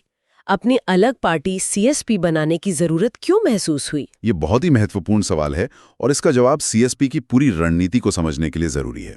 देखिए, वैचारिक झुकाव एक बात है और राजनीतिक रणनीति, मतलब प्रैक्टिकल पॉलिटिक्स, वो दूसरी बात है। अच्छा, शैली थी, उससे पूरी तरह सहमत नहीं थे। किस तरह की असहमति थी?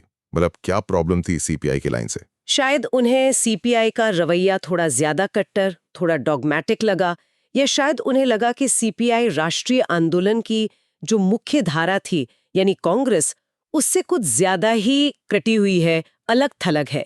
वो कांग्रेस को शायद उतना महत्व नहीं दे रहे थे जितना इन नेताओं को लगता था कि देना चाहिए। ये नेता एक ऐसा रास्ता खोज रहे थे जो समाजवाद और राष्ट्रवाद दोनों को साथ लेकर चले। एक ऐसा समाजवादी आंदोलन जो भारत की जमीनी हकीकत से जुड़ा हो, जो कांग्रेस के विशाल मंच का इस्तेमाल कर सके, एक तरह का भारतीय ऑल्टरनेटिव।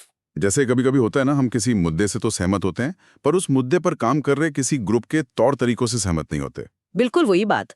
तो आप शायद सोचते हैं कि भाई अपना ही कुछ अलग शुरू किया जाए। तो इसी सोच के साथ ये जो अलग अलग जेलों में बंद नेता थे, वो बाहर आकर एक मंच पर साथ आए। हाँ, बिल्कुल। जेल से रिहाई के बाद इन नेताओं ने आपस में संपर्क साधा, बहसें और मीटिंग्स का दौर चला, और आखिरकार अक्टूबर 1934 में बॉम्बे में कांग्रेस सोशलिस्ट पार्टी CSP की विधिवत स्थापना हुई। और इसके मुख्य चेहरे कौन थे? फाउंडिंग फादर्स कह सकते हैं। हाँ, इसके पीछे जो मुख्य दिमाग और लीडरशिप थी, उनमें जयप्रकाश नारायण यानी JP, आचार्य नरेंद्र देव, मीनू मसानी, राम मनोहर लोहिया, अच्युत पटवर्धन जैसे कई बड़े नाम शामिल थे। इन सब का लक्ष्य काफी हद तक साफ था, कांग्रेस के भीतर रहकर काम करना है और कांग्रेस को समाजवादी दिशा देनी है। ठीक है, पार्टी तो बन गई अक्टूबर 1934 बॉम्बे। पर जैसा आपने कहा, किसी भी संगठन की असली पहचान उसकी विचारधारा और रणनीति से होती है। तो CSP की वो फाउंडेशनल सोच क्या थी? वो कौन से बेसिक प्रिंसिपल्स थे जिन पर यह पार्टी खड़ी हुई? बहुत अच्छा सवाल, और सोर्सेस पर काफी क्लियर है। शुरू से ही CSP के नेताओं के बीच 4 बुनियादी बातों पर, कह सकते हैं 4 बेसिक प्रोपोजिशंस पर एक आम सहमति थी, और ये 4 बातें ही उनकी पूरी स्ट्रेटजी की नींव बनी। उनका पूरा रोड मैप इन्हीं पर आधारित था। ये 4 बातें जानना बहुत जरूरी है CSP को समझने के लिए। क्या थी वो? पहली प्रोपोजिशन, और शायद सबसे बुनियादी, ये थी कि भारत में उस वक्त सबसे बड़ी और सबसे जरूरी लड़ाई, द प्राइमरी स्ट्रगल, वो साम्राज्यवाद के खिलाफ राष्ट्रीय आजादी की लड़ाई है। यानी नेशनल लिबरेशन फर्स्ट। बिल्कुल। समाजवाद उनका अंतिम लक्ष्य जरूर था, पर वहां तक पहुंचने के लिए राष्ट्रवाद, नेशनलिज्म एक अनिवार्य पड़ाव है, एक नेसेसरी स्टेज है। मतलब पहले अंग्रेजों से देश को आजाद कराना है, उसके बाद ही समाजवादी समाज की स्थापना का काम ठीक से शुरू हो सकता है। प्रायोरिटी बिल्कुल क्लियर थी, नेशन फर्स्ट देन सोशलिज्म। ये तो एक तरह का प्रैग्मेटिक, मतलब यथार्थवादी नजरिया लगता है कि भाई पहले जो सबसे बड़ी चुनौती है उससे निपटो। दूसरी बात क्या थी? दूसरी बात, और ये उनकी रणनीति के लिहाज से बहुत महत्वपूर्ण थी, कि समाजवादियों को ये लड़ाई इंडियन नेशनल कांग्रेस के अंदर रहकर ही लड़नी होगी। कांग्रेस के अंदर? बाहर क्यों नहीं? उनका मानना था कि कांग्रेस से बाहर जाकर कोई अलग मोर्चा बनाना कारगर नहीं होगा। क्यों? क्योंकि कांग्रेस ही उस वक्त राष्ट्रीय आंदोलन का सबसे बड़ा, सबसे प्रभावी मंच थी। वो एक ब्रॉड प्लेटफॉर्म थी जो एक तरह से राष्ट्रीय इच्छा, द नेशनल विल, को रिप्रेजेंट करती थी। आचार्य नरेंद्र देव ने तो इसे बहुत साफ शब्दों में कहा भी था कि कांग्रेस से खुद को अलग कर लेना एक तरह की सुसाइडल पॉलिसी होगी, मतलब आत्मघाती कदम होगा। ये कुछ वैसा ही है जैसे अगर आपको किसी बड़े कॉरपोरेट स्ट्रक्चर में या किसी पुराने जमे हुए सिस्टम में बदलाव लाना है। हाँ, तो आप बाहर से सिर्फ नारे लगाएंगे तो शायद कुछ ना हो।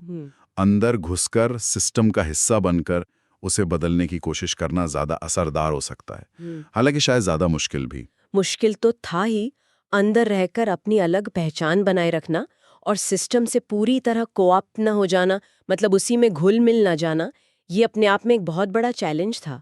क्या स्रोत इस टेंशन पर, इस खिंचाव पर रोशनी डालते हैं कि कैसे वो इन्फ्लुएंस भी करना चाहते थे और अपनी अलग पहचान भी रखना चाहते थे। स्रोत सीधे तौर पर कोऑप्शन के डर का जिक्र शायद न करें, लेकिन सीएसपी की पूरी रणनीति, उनके सारे दांव पेच इसी टेंशन को नेविगेट करने की कोशिश थी।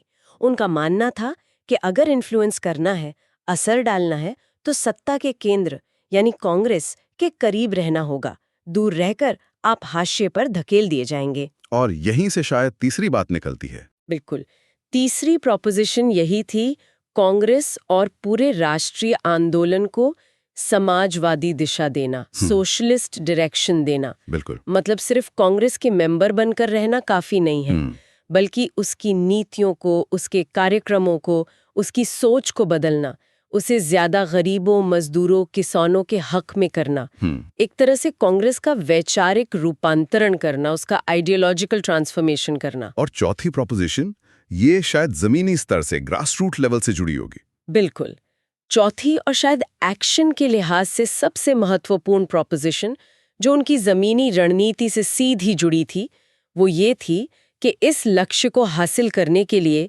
यानी कांग्रेस को समाजवादी बनाना और देश को आजाद कराने के दोनों लक्ष्यों को मजदूरों और किसानों को उनके वर्ग संगठनों, उनके क्लास ऑर्गेनाइजेशंस जैसे कि ट्रेड यूनियंस और किसान सभाओं में संगठित करना होगा। अच्छा, उन्हें मोबिलाइज करना। हाँ, मोबिलाइज करना। उनकी जो रोजमर्रा की आर्थिक मांगें हैं, इकोनॉमिक डिमांड्स हैं, जैसे बेहतर मजदूरी, लगान में कमी, कर्ज माफी वगैरह, उनके लिए संघर्ष करना होगा। और इन संगठित संघर्ष करते हुए किसान मजदूरों को राष्ट्रीय संघर्ष का मजबूत सामाजिक आधार, सोशल बेस बनाना होगा। मतलब आजादी की लड़ाई को सिर्फ पढ़े लिखे मिडिल क्लास तक सीमित ना रखकर उसे एक रियल मास मूवमेंट बनाना, जिसकी रीढ़ किसान और मजदूर हों। एग्जैक्टली। ये सोच थी कि जब किसान मजदूर संगठित होकर अपनी आर्थिक लड़ाई लड़ेंगे तो उनमें एक चेतना आएगी, एक कॉन्शियसनेस जागेगी, और फिर वो राष्ट्रीय आंदोलन से भी जुड़ेंगे, उसे ताकत देंगे। आज भी हम देखते हैं कि कोई भी बड़ा सामाजिक या राजनीतिक बदलाव तभी आता है जब आम जनता, खासकर किसान और मजदूर, संगठित होकर अपनी आवाज उठाते हैं। सीएसपी इसी रणनीति पर काम करना चाहती थी। तो ये एक तरह की डबल स्ट्रैटेजी थी, है ना? एक तरफ ऊपर कांग्रेस की लीडरशिप और नीतियों को इन्फ्लुएंस करो, और दूसरी तरफ नीचे किसानों, मजदूरों को संगठित करके जमीनी ताकत बनाओ, ग्रास रूट को मजबूत करो। बिल्कुल, ऊपर से दबाव, नीचे से उभार। इसे अमल में लाना कितना मुश्किल रहा होगा, खासतौर पर कांग्रेस को बदलने वाला हिस्सा। उनका तरीका क्या था? हाँ, ये डबल ऑब्जेक्टिव था और जैसा आपने कहा, बेहद चुनौतीपूर्ण था। कांग्रेस को बदलना का मतलब उन्होंने 2 स्तरों पर समझा। 2 स्तर? कौन-कौन से? जरा खोलिए से। पहला था वैचारिक स्तर पर बदलाव, आइडियोलॉजिकल ट्रांसफॉर्मेशन। अच्छा। इसका मतलब था लगातार प्रचार के जरिए, लेखन के जरिए, भाषणों और बहसों के जरिए कांग्रेस के नेताओं और कार्यकर्ताओं को समाजवाद के विचारों से अवगत कराना, उन्हें समझाना, परसुएड करना कि आजाद भारत का लक्ष्य सिर्फ पॉलिटिकल फ्रीडम नहीं होना चाहिए, बल्कि सोशल और इकोनॉमिक इक्वालिटी भी होना चाहिए। मतलब कांग्रेस की सोच को ही बदलना। हाँ, और उन्हें मनाना कि जो मौजूदा आर्थिक मुद्दे हैं, जैसे जमींदारी का खात्मा, उद्योगों का राष्ट्रीयकरण, मजदूरों के अधिकार, इन सब पर कांग्रेस एक ज्यादा रैडिकल, ज्यादा मजदूर किसान समर्थक रुख अपनाए। ये तो कांग्रेस की डीएनए को बदलने जैसा था। और ये काम तो रातों रात नहीं हो सकता था, इसमें तो बहुत पेशेंस, बहुत धैर्य और लगन चाहिए थी। बिल्कुल। और सीएसपी के नेता खासकर शुरुआती दौर में इस बात को बखूबी समझते थे। जेपी ने 1934 में अपने साथियों को बार बार यही समझाया भी था। उनका एक मशहूर कथन है जो उनकी इस सोच को दिखाता है। क्या कहा था उन्होंने? उन्होंने कहा, हम कांग्रेस के सामने एक प्रोग्राम रख रहे हैं और चाहते हैं कि कांग्रेस उसे स्वीकार करे। अगर कांग्रेस स्वीकार नहीं करती तो हम ये नहीं कह रहे कि हम कांग्रेस से बाहर जा रहे हैं। अगर आज हम असफल होते हैं तो कल कोशिश करेंगे, और अगर कल असफल होते हैं तो परसों फिर कोशिश करेंगे। वाह, ये तो गजब का परसिवियरेंस है। ये दिखाता है कि वो इसे एक घटना, एक इवेंट के तरह नहीं देख रहे थे कि आज नहीं हुआ तो बस खत्म। वो इसे एक लंबी प्रक्रिया, एक लॉन्ग प्रोसेस के तौर पर देख रहे थे। ये स्प्रिंट नहीं, मैराथन था उनके लिए। ये सुनने में तो बहुत दृढ़ लगता है। पर क्या इस तरह की लंबी लड़ाई के लिए पार्टी के अंदर हमेशा कंसेंसस बना रहता था? क्या इसमें फ्रिक्शन, मतलब अंदरूनी खींचतान नहीं आती थी? फ्रिक्शन तो जरूर आता था, और हम उस पर आगे बात करेंगे, वो भी एक अहम पहलू है। लेकिन हाँ, ये जो लगातार कोशिश करते रहने का जज्बा था, ये काबिले तारीफ था। अच्छा, ये तो हुआ वैचारिक बदलाव की कोशिश। दूसरा बदलाव वो क्या लाना चाहते थे? दूसरा बदलाव जो वो लाना चाहते थे वो था संगठनिक स्तर पर, ऑर्गेनाइजेशनल ट्रांसफॉर्मेशन। संगठनिक स्तर पर मतलब कांग्रेस की जो लीडरशिप स्ट्रक्चर है, जो सत्ता का ढांचा है, उसमें बदलाव लाना। अच्छा, यानी अब बात आई पावर स्ट्रक्चर की, कुर्सी की लड़ाई, लीडरशिप बदलने की बात। हाँ, कह सकते हैं। शुरुआती दौर में सोच कुछ ऐसी थी। 1935 की जो सीएसपी की मेरिट थीसिस थी, जो उनके शुरुआती महत्वपूर्ण दस्तावेजों में से एक मानी जाती है, उसमें तो साफ तौर पे ये कहा गया था। क्या कहा गया था? कि कांग्रेस की जो मौजूदा लीडरशिप है, जिसे उन्होंने बुर्जुआ लीडरशिप कहा, मतलब पूंजीपति वर्ग का प्रतिनिधित्व करने वाली लीडरशिप, वो जन संघर्ष को अगले ज्यादा उग्र, ज्यादा रैडिकल स्तर पर ले जाने में अक्षम है, इनकेपेबल है। अच्छा, मतलब नाकाबिल है आगे ले जाने के लिए। हाँ, इसलिए इस लीडरशिप को हटाना होगा और सीएसपी को कांग्रेस की वैकल्पिक Samajwadi leadership, alternative socialist leadership के केंद्र, उसके न्यूक्लियस के रूप में विकसित होना होगा। ये तो सीधी चुनौती थी कांग्रेस के स्थापित नेताओं को, गांधी जी, पटेल, नेहरू, राजेंद्र प्रसाद जैसे लोगों को हटाने की बात। हाँ, बिल्कुल। ये तो कुछ वैसा ही हुआ जैसे किसी बड़ी कंपनी में नए मैनेजमेंट ट्रेनी कहें कि हम पुराने सीईओ और बोर्ड ऑफ डायरेक्टर्स को हटाकर कंपनी चलाएंगे। ये कितना रियलिस्टिक था उस समय? सुनने में बहुत क्रांतिकारी और महत्वाकांक्षी जरूर लगता है, लेकिन सीएसपी नेताओं को जल्द ही ये एहसास हो गया कि ये नजरिया शायद उतना व्यवहारिक, उतना रियलिस्टिक नहीं है। क्यों? क्योंकि कांग्रेस की लीडरशिप में गांधी जी, पटेल, नेहरू, राजेंद्र प्रसाद जैसे कद्दावर नेता थे। उनकी जनता में गहरी पैठ थी, उनका नैतिक प्रभाव था और राष्ट्रीय आंदोलन में उनका योगदान अतुलनीय था। उन्हें महज बूर्जवा कहकर खारिज कर देना या उन्हें हटाना न तो आसान था, न ही शायद राष्ट्रीय हित में था, क्योंकि इससे आंदोलन बढ़ सकता था, कमजोर हो सकता था। बात तो सही है। इसलिए जल्द ही इस वैकल्पिक लीडरशिप वाले आइडिया को थोड़ा बदला गया, उसे मॉडिफाई किया गया और उसकी जगह मिलीजुली लीडरशिप या कॉम्पोजिट लीडरशिप का विचार अपनाया गया। कॉम्पोजिट लीडरशिप, इसका क्या मतलब था? इसका मतलब था कि लीडरशिप को पूरी तरह बदलने, टेक ओवर करने के बजाय हर स्तर पर, नीचे जिला कांग्रेस कमेटी से लेकर ऊपर ऑल इंडिया कांग्रेस कमेटी और वर्किंग कमेटी तक समाजवादियों की हिस्सेदारी बढ़ाई जाए, अपनी जगह बनाई जाए, अपना इन्फ्लुएंस बढ़ाया जाए। तो ये टेक ओवर की जगह इन्फिल्ट्रेशन और इन्फ्लुएंस की स्ट्रैटेजी बन गई। अच्छा, मतलब पूरी तरह हटाओ नहीं, पर अंदर घुसकर अपनी संख्या और प्रभाव बढ़ाओ। बिल्कुल, अपनी बात मनवाने की कोशिश करो, नीतियों को प्रभावित करो। क्या कभी ऐसा लगा कि ये वैकल्पिक लीडरशिप वाली बात हकीकत बन सकती है? कोई ऐसा मौका आया जब लगा कि हाँ, अब समाजवादी कांग्रेस पर हावी हो सकते हैं, लीडरशिप बदल सकते हैं? हाँ, 2 मौके ऐसे आए जब ऐसा लगा कि कांग्रेस शायद लेफ्ट राइट आधार पर बट सकती है और लेफ्ट विंग, जिसमें सीएसपी एक प्रमुख ताकत थी, वो हावी हो सकती है। कब? पहला 1939 में त्रिपुरी कांग्रेस अधिवेशन। ये बहुत ही नाटकीय सेशन था। हाँ, त्रिपुरी संकट तो मशहूर है। हाँ, जहां सुभाष चंद्र बोस ने गांधी जी के पसंदीदा उम्मीदवार पट्टाभी सीतारामैया को हराकर अध्यक्ष पद जीत लिया था। इससे कांग्रेस में जबरदस्त तनाव पैदा हो गया था। लेफ्ट और राइट विंग आमने सामने आ गए थे। और दूसरा मौका? दूसरा मौका आया 1940 में रामगढ़ अधिवेशन के आसपास का माहौल। उस समय भी विश्व युद्ध का संदर्भ था और कांग्रेस के अंदर लेफ्ट विंग, जिसमें सीएसपी, सीपीआई, सुभाष बोस का फॉरवर्ड ब्लॉक वगैरह शामिल थे, और राइट विंग, गांधी, पटेल, प्रसाद वगैरह के बीच रणनीति को लेकर गहरे मतभेद थे और टकराव चरम पर था। ऐसा लग रहा था कि कांग्रेस टूट सकती है। लेकिन इतिहास में बताता है कि ऐसा हुआ नहीं। कांग्रेस टूटी नहीं और लेफ्ट विंग हावी भी नहीं हो पाया। जब ये निर्णायक घड़ी आई तो सीएसपी और सीपीआई पीछे क्यों हट गए? खासकर त्रिपुरी में उन्होंने सुभाष बोस का खुलकर साथ क्यों नहीं दिया गांधी जी के खिलाफ? या लीडरशिप पर कब्जे की कोशिश क्यों नहीं की? ये तो उनकी अपनी घोषित नीति के खिलाफ था कि मौजूदा लीडरशिप को हटाना है। यही इस पूरी कहानी का सबसे दिलचस्प और शायद सबसे ज्यादा सीखने वाला पहलू है। जब कांग्रेस को लेफ्ट राइट आधार पे बांटने और एक पूरी तरह लेफ्ट विंग लीडरशिप थोपने का मौका सामने आया, तो सीएसपी और सीपीआई दोनों ने अपने कदम पीछे खींच लिए। उन्होंने ऐसा करने से साफ इनकार कर दिया।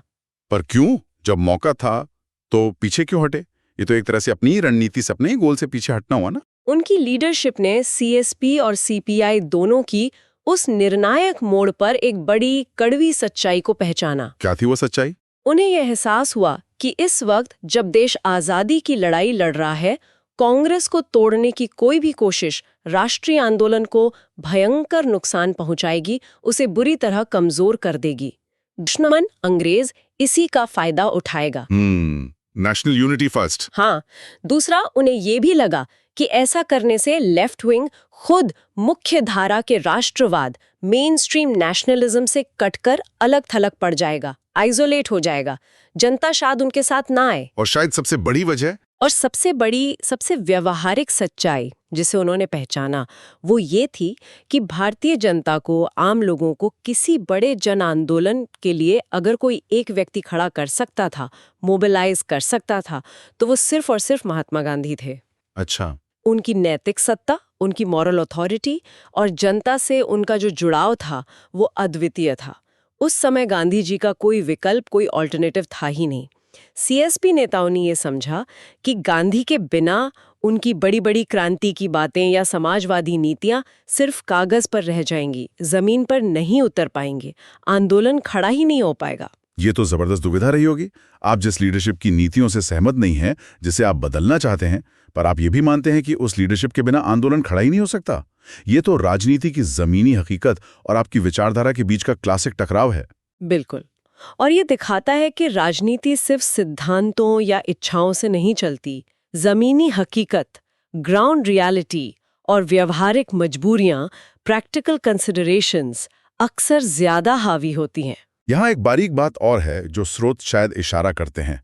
जवाहरलाल नेहरू भी समाजवाद की तरफ झुकाव रखते थे। हाँ, बिल्कुल। लेकिन उन्होंने गांधी जी की लीडरशिप की इस अनिवार्यता को शायद ज्यादा गहराई से समझा और उसे अपनी सोच और रणनीति का हिस्सा बना लिया था। सही कहा आपने। नेहरू शायद इस बात को बेहतर समझ पाए थे कि गांधी जी इंडिस्पेंसिबल हैं, उनके बिना काम नहीं चलेगा, इसीलिए उनके साथ रहकर ही, उनके प्रभाव का इस्तेमाल करके ही समाजवादी दिशा में आगे बढ़ा जा सकता है। सीएसपी और दूसरे लेफ्ट ग्रुप्स इस समझ को कि गांधी जी अनिवार्य हैं पूरी तरह आत्मसात नहीं कर पाए, उसे इंटरनलाइज या थियोराइज नहीं कर पाए। तो नतीजा क्या हुआ? नतीजा ये हुआ कि वो सैद्धांतिक तौर पर अपनी थ्योरी में वैकल्पिक लीडरशिप की बात करते रहे कि हमें मौजूदा लीडरशिप को हटाना है, लेकिन व्यवहार में, प्रैक्टिस में वो गांधी जी के नेतृत्व में ही काम करते रहे क्योंकि कोई और चारा नहीं था। ये उनकी रणनीति में एक अंतर्निहित अंतर्विरोध, एक इनहेरेंट कॉन्ट्रडिक्शन पैदा करता था। वो कहते कुछ थे, करते कुछ और थे। तो कुल मिलाकर क्या हम ये कह सकते हैं कि सीएसपी भले ही सैद्धांतिक रूप से बहुत रैडिकल बातें करती थी, उनकी थियरी बड़ी क्रांतिकारी लगती थी, लेकिन व्यवहार में वो काफी हद तक यथार्थवादी थी, प्रैग्मैटिक थी। वो भारतीय राजनीति की मजबूरियों को, उसकी हकीकत को समझती थी। हाँ, काफी हद तक ये कहना सही होगा। वो भारतीय परिस्थितियों की हकीकत को समझते थे, भले ही उसे अपनी आइडियोलॉजी में पूरी तरह फिट न कर पाते हों। और इसी यथार्थवाद का, इसी प्रैग्मैटिज्म का नतीजा था कि उन्होंने कांग्रेस की तत्कालीन लीडरशिप के साथ अपने मतभेदों को कभी भी ब्रेकिंग पॉइंट तक नहीं जाने दिया, कभी ऐसी स्थिति नहीं आने दी कि कांग्रेस टूट जाए। अच्छा। जब भी कोई निर्णायक क्षण आया, कोई क्रंच सिचुएशन आई, जैसे त्रिपुरी संकट, तो उन्होंने अक्सर अपनी घोषित सैद्धांतिक स्थिति से हटकर एक ज्यादा यथार्थवादी नजरिया अपनाया। और दिलचस्प बात यह है कि उनका ये यथार्थवादी नजरिया अक्सर जवाहरलाल नेहरू के स्टैंड के काफी करीब होता था। नेहरू भी तो यही कोशिश करते थे, लेफ्ट और राइट के बीच एक पुल बनाने की, सबको साथ लेकर चलने की। इसका कोई और उदाहरण है जहां उन्होंने सैद्धांतिक कट्टरता की जगह यथार्थवाद दिखाया हो? हाँ, जैसे 1939 में त्रिपुरी संकट के बाद जब सुभाष बोस ने कांग्रेस वर्किंग कमेटी बनाने की कोशिश की, तो गांधी जी और राइट विंग ने उसमें सहयोग करने से मना कर दिया। इस पर लेफ्ट के कुछ गरम धड़ों ने, शायद फॉरवर्ड ब्लॉक वगैरह ने, सीएसपी की आलोचना की, उनकी क्रिटिक की कि उन्होंने सुभाष बोस का खुलकर साथ क्यों नहीं दिया और राइट विंग पर दबाव क्यों नहीं बनाया कि वो बोस के साथ सहयोग करें। तो सीएसपी ने क्या जवाब दिया? सीएसपी ने इस आलोचना का जवाब देते हुए अपना बचाव किया। उन्होंने साफ कहा कि इस समय कांग्रेस में फूट डालना राष्ट्रीय हित में नहीं है। उन्होंने एकता बनाए रखने पर जोर दिया, भले ही उन्हें राइट विंग की कई बातें पसंद ना हो। ये उनका यथार्थवाद था। इसी संदर्भ में जेपी का 1939 का त्रिपुरी के बाद दिया गया बयान उनकी सोच को और साफ करता है, जो दिखाता है कि वो किस तरह सिचुएशन को देख रहे थे। हाँ, बताइए। जेपी ने कहा था, हम समाजवादी कांग्रेस में गुट फैक्शंस नहीं बनाना चाहते, ना ही हम कांग्रेस की पुरानी लीडरशिप को हटाकर प्रतिद्वंद्वी लीडरशिप स्थापित करना चाहते हैं। हम केवल कांग्रेस की नीति और कार्यक्रम, पॉलिसी एंड प्रोग्राम से सरोकार रखते हैं। हम केवल कांग्रेस के फैसलों को प्रभावित करना चाहते हैं, इन्फ्लुएंस करना चाहते हैं। पुराने नेताओं से हमारे चाहे जितने भी मतभेद हों, हम उनसे झगड़ना नहीं चाहते। हम सब साम्राज्यवाद, इंपीरियलिज्म के खिलाफ अपनी साझी लड़ाई में कंधे से कंधा मिलाकर चलना चाहते हैं। ये बात सुनने में तो बहुत सुलझी हुई और मैच्योर लगती है कि भाई हमारा असली दुश्मन साम्राज्यवाद है, उसके खिलाफ लड़ाई में हमें एकजुट रहना है, आपसी मतभेदों को उस बड़ी लड़ाई पर हावी नहीं होने देना है। एक तरह की स्ट्रैटेजिक यूनिटी। बिल्कुल। लेकिन सवाल फिर वही उठता है, क्या पार्टी के सभी सदस्य, जमीनी कार्यकर्ता हमेशा इस लाइन पर चल पाए? क्या स्रोत इस अंदरूनी तनाव का भी जिक्र करते हैं कि लीडरशिप तो ये कह रही है, पर नीचे शायद कुछ और चल रहा हो? बिल्कुल जिक्र करते हैं। ये सुलझी हुई बातें लीडरशिप के स्तर पर भले ही कही जा रही थीं और शायद वो मानते भी थे, लेकिन सीएसपी के अंदर शुरू से ही एक और बड़ी चुनौती थी, और वो थी उसकी अपनी आंतरिक वैचारिक विविधता, उसकी इंटरनल आइडियोलॉजिकल डाइवर्सिटी। अच्छा, मतलब पार्टी के अंदर भी अलग-अलग सोच थी। हाँ, सीएसपी को एक मोनोलिथिक पार्टी नहीं थी जहां सब एक ही तरह से सोचते हों। उसमें शुरू से ही कम से कम 3 मुख्य वैचारिक धाराएं, 3 मेन आइडियोलॉजिकल करंट्स मौजूद थीं जो एक साथ चल रही थीं। 3 धाराएं एक ही पार्टी के अंदर, वो कौन सी थीं? ये तो जानना जरूरी है। पहली और शायद सबसे प्रभावशाली धारा मार्क्सवादी थी। ये लोग वर्ब संघर्ष, क्रांति और सोवियत मॉडल से प्रेरणा लेते थे। जेपी खुद भी शुरू में मार्क्सवाद से काफी प्रभावित थे। ठीक है, एक तो हुई मार्क्सवादी धारा। दूसरी धारा फेबियन समाजवाद की थी। ये ब्रिटिश लेबर पार्टी की तरह ग्रेजुअल पार्लियामेंट्री तरीकों से धीरे धीरे क्रमिक सुधारों के जरिए समाजवाद लाने में विश्वास रखती थी। क्रांति के बजाय एवोल्यूशन में, शांतिपूर्ण बदलाव में। मीनू मसानी जैसे नेता शायद इस धारा के ज्यादा करीब थे। ओके, मार्क्सवादी और फेबियन। और तीसरी धारा कौन सी थी? और तीसरी धारा उन समाजवादियों की थी जो गांधी जी के विचारों से गहरे प्रभावित थे, खासकर उनके नैतिक मूल्यों से, अहिंसा के सिद्धांत से, सत्याग्रह के तरीके से और ग्राम स्वराज जैसी अवधारणाओं से। आचार्य नरेंद्र देव जैसे नेता पर गांधी जी का प्रभाव साफ दिखता था। हालांकि वो मार्क्सवादी भी थे। लोहिया पर भी गांधी का असर था। बाप रे, मार्क्सवाद, ब्रिटिश फेबियनवाद और गांधीवाद, ये तो 3 बिल्कुल अलग-अलग दिशाओं में जाने वाली सोच हैं। एक ही पार्टी में इन तीनों का मिश्रण तो जबरदस्त खिचड़ी रहा होगा। ये ताकत कैसे हो सकती थी? ये तो कमजोरी ज्यादा लगती है। कंफ्यूजन नहीं होता था इससे? ये ताकत बन सकती थी अगर सीएसपी एक स्वतंत्र, बड़ी मास पार्टी होती जहां अलग-अलग विचारों के लिए खुली बहस की, खुले डायलॉग की जगह होती। लेकिन समस्या ये थी कि सीएसपी खुद कांग्रेस जैसे एक बड़े आंदोलन के अंदर एक छोटी और काफी हद तक कैडर बेस्ड पार्टी थी। और ऊपर से 1930 और 40 के दशक का जो माहौल था, खासकर मार्क्सवादी ऑर्थोडॉक्सी का जो प्रभाव था दुनिया भर में, वो इस तरह की वैचारिक विविधता को, आइडियोलॉजिकल प्लूरलिज्म को आसानी से पचा नहीं पाता था। उसमें एक करेक्ट लाइन पर चलने का आग्रह बहुत ज्यादा था। वो लेट थाउजेंड फ्लावर्स ब्लूम वाला दौर नहीं था, खासकर लेफ्ट पॉलिटिक्स में। तो नतीजा क्या हुआ? पार्टी के अंदर कंफ्यूजन, दिशाहीनता, पॉलिसी पैरालिसिस। हाँ, आप कह सकते हैं कि एक स्थायी भ्रम की स्थिति, एक कंफ्यूजन बना रहा जो सीएसपी के अस्तित्व तक उसके साथ रहा। पार्टी के जो बुनियादी वैचारिक मतभेद थे, जो फंडामेंटल आइडियोलॉजिकल डिफरेंसेस थे, जैसे क्रांति बनाम सुधार, हिंसा बनाम अहिंसा, सेंट्रलाइज्ड प्लानिंग बनाम ग्राम स्वराज, उन पर खुलकर बहस करके कोई स्पष्ट दिशा तय करने के बजाय अक्सर पर्दा डालने की कोशिश की गई या उन्हें टाल दिया गया, यूनिटी बनाए रखने के नाम पर। लेकिन अगर इतने गहरे मतभेद थे, इतने फंडामेंटल डिफरेंसेस थे, जी। तो पार्टी इतने सालों तक टिकी कैसे रही, बिखरी क्यों नहीं? कोई ना कोई ग्लू तो होगा जो इन्हें जोड़े रखता था। हाँ, बिल्कुल।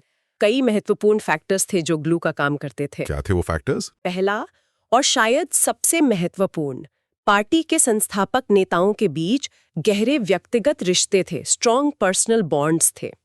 सालों की दोस्ती, जेल में साथ बिताया हुआ मुश्किल वक्त, आपसी सम्मान और कॉमरेडशिप की भावना बहुत मजबूत थी।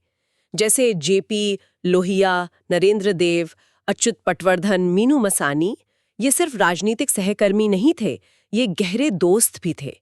ये एक दूसरे का बहुत आदर करते थे। अच्छा, तो पर्सनल केमिस्ट्री अच्छी थी। हाँ।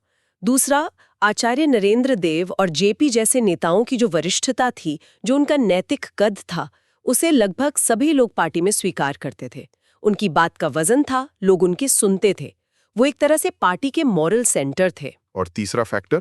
और तीसरा, और शायद सबसे अहम, वो साझा लक्ष्य था जिसके लिए पार्टी बनी थी, राष्ट्रवाद और समाजवाद, नेशनलिज्म और सोशलिज्म, आज़ादी हासिल करना और गरीबों मजदूरों का राज लाना।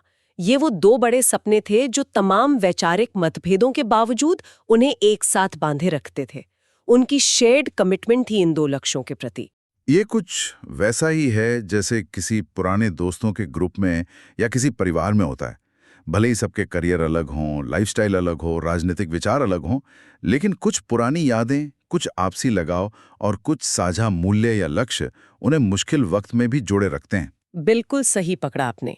ये मानवीय पहलू, ये ह्यूमन एलिमेंट अक्सर राजनीतिक विश्लेषण में पीछे छूट जाता है, पर यह बहुत महत्वपूर्ण होता है। यानी व्यक्तिगत रिश्ते और साझा लक्ष्य ने वैचारिक दरारों पर मरहम का काम किया, कम से कम कुछ समय के लिए उन्हें सतह पर आने से रोका। हाँ, बिल्कुल। और ये समझना जरूरी है कि पार्टियां सिर्फ विचारधाराओं या रणनीतियों का जोड़ नहीं होती, वो इंसानों से बनती हैं, उनके आपसी रिश्तों से बनती हैं और कभी-कभी उन्हीं रिश्तों की वजह से बिगड़ती भी हैं। चलिए आगे बढ़ते हैं। Okay, let's move our discussion forward. आज हम बिपिन चंद्रा की किताब इंडिया स्ट्रगल फॉर इंडिपेंडेंस के chapter 24 the rise of the left wing पर एक गहरी नजर डालेंगे, थोड़ी विस्तार से बात करेंगे। जी बिल्कुल। ये वो दौर है 1930s का, जब आजादी की लड़ाई तेज हो रही थी और साथ ही एक नई राजनीतिक धारा वामपंथ उभर रहा था। हाँ बिल्कुल। तो आज समझेंगे कि ये लेफ्ट था क्या, इसमें कौन कौन से प्लेयर्स थे, उनका एजेंडा क्या था, और सबसे दिलचस्प सवाल, इतना जोश, इतनी कुर्बानी के बाद भी ये पूरे नेशनल मूवमेंट पर हावी क्यों नहीं हो पाए? ये एक बड़ा सवाल है। सोर्स मटेरियल काफी रिच है, तो कोशिश करेंगे कि हर पहलू को टटोलें, एक अच्छी लंबी बातचीत करें। जरूर। तो जब हम लेफ्ट या वामपंथ की बात करते हैं, खासकर उस दौर में, तो ये कोई एक होमोजीनियस ग्रुप तो था नहीं, है ना? ऐसा नहीं कि सब एक ही राग अलाप रहे थे।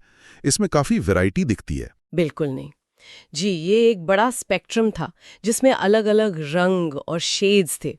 जैसे शुरुआत में देखें तो कांग्रेस सोशलिस्ट पार्टी थी, हाँ, सीएसपी, जिसके नेता जैसे जयप्रकाश नारायण शुरू में समाजवाद, सोशलिज्म को काफी हद तक मार्क्सिज्म से जोड़कर देखते थे। जेपी ने तो अपनी किताब वाई सोशलिज्म में लिखा भी कि आज पहले से कहीं ज्यादा ये कहा जा सकता है कि समाजवाद का केवल एक ही प्रकार, एक ही सिद्धांत है, मार्क्सिज्म। अच्छा। ये उस वक्त एक तरह की आइडियोलॉजिकल क्लैरिटी की तलाश थी, एक पक्का रास्ता ढूंढने की कोशिश। लेकिन ये सोच पत्थर की लकीर नहीं बनी रही। हाँ। दिलचस्प बात यह है, जैसा सोर्स इशारा करता है, कि वक्त के साथ खासकर गांधी जी के प्रभाव में हाँ। सीएसपी नेताओं की सोच में गांधीयन और लिबरल डेमोक्रेटिक विचारों का भी समावेश हुआ। मतलब जैसे कॉलेज में किसी की सोच बदल जाती है 4 साल में, वैसे ही ये नेता भी अनुभव से, माहौल से इवॉल्व हो रहे थे। आइडियोलॉजी कोई स्टैटिक चीज नहीं थी। एग्जैक्टली, ये एक डायनामिक प्रोसेस था। बिल्कुल सही कहा। राजनीतिक विचार हवा में तैरवेले थे, लोग बहस कर रहे थे, सीख रहे थे।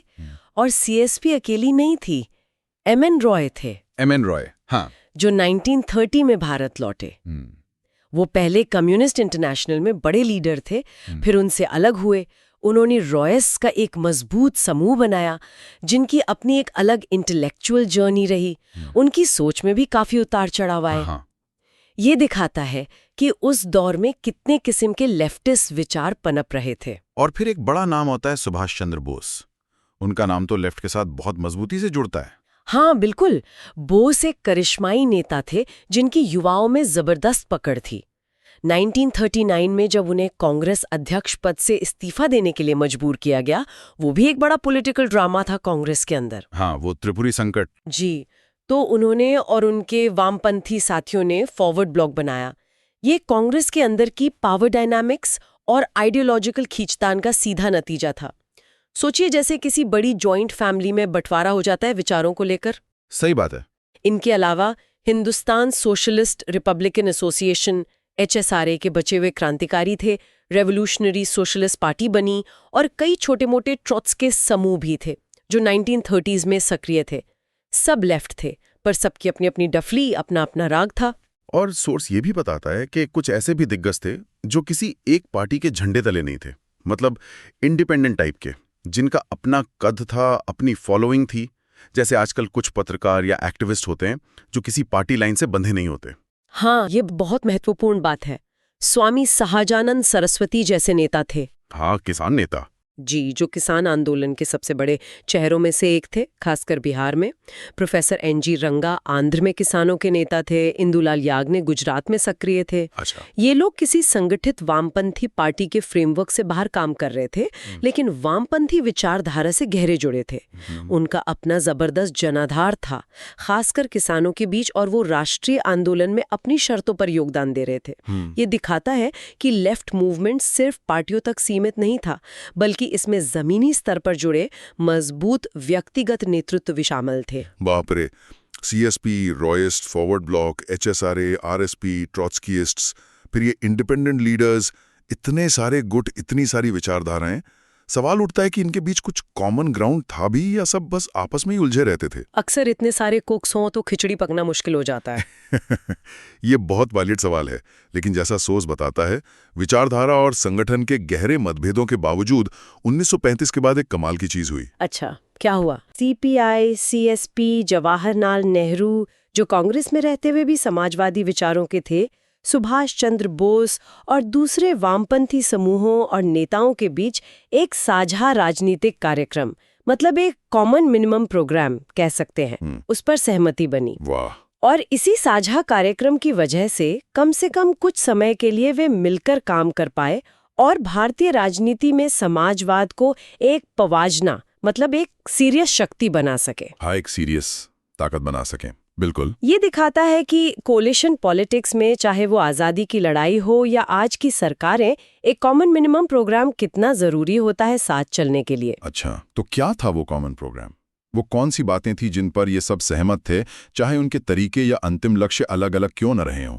ये जानना जरूरी है कि वो कौन सी डोर थी जो इन सबको कुछ हद तक बांधे हुए थी। बिपिन चंद्र की किताब इसके कुछ मुख्य बिंदु गिनाती है जो उस वक्त के लेफ्ट एजेंडा का कोर थे।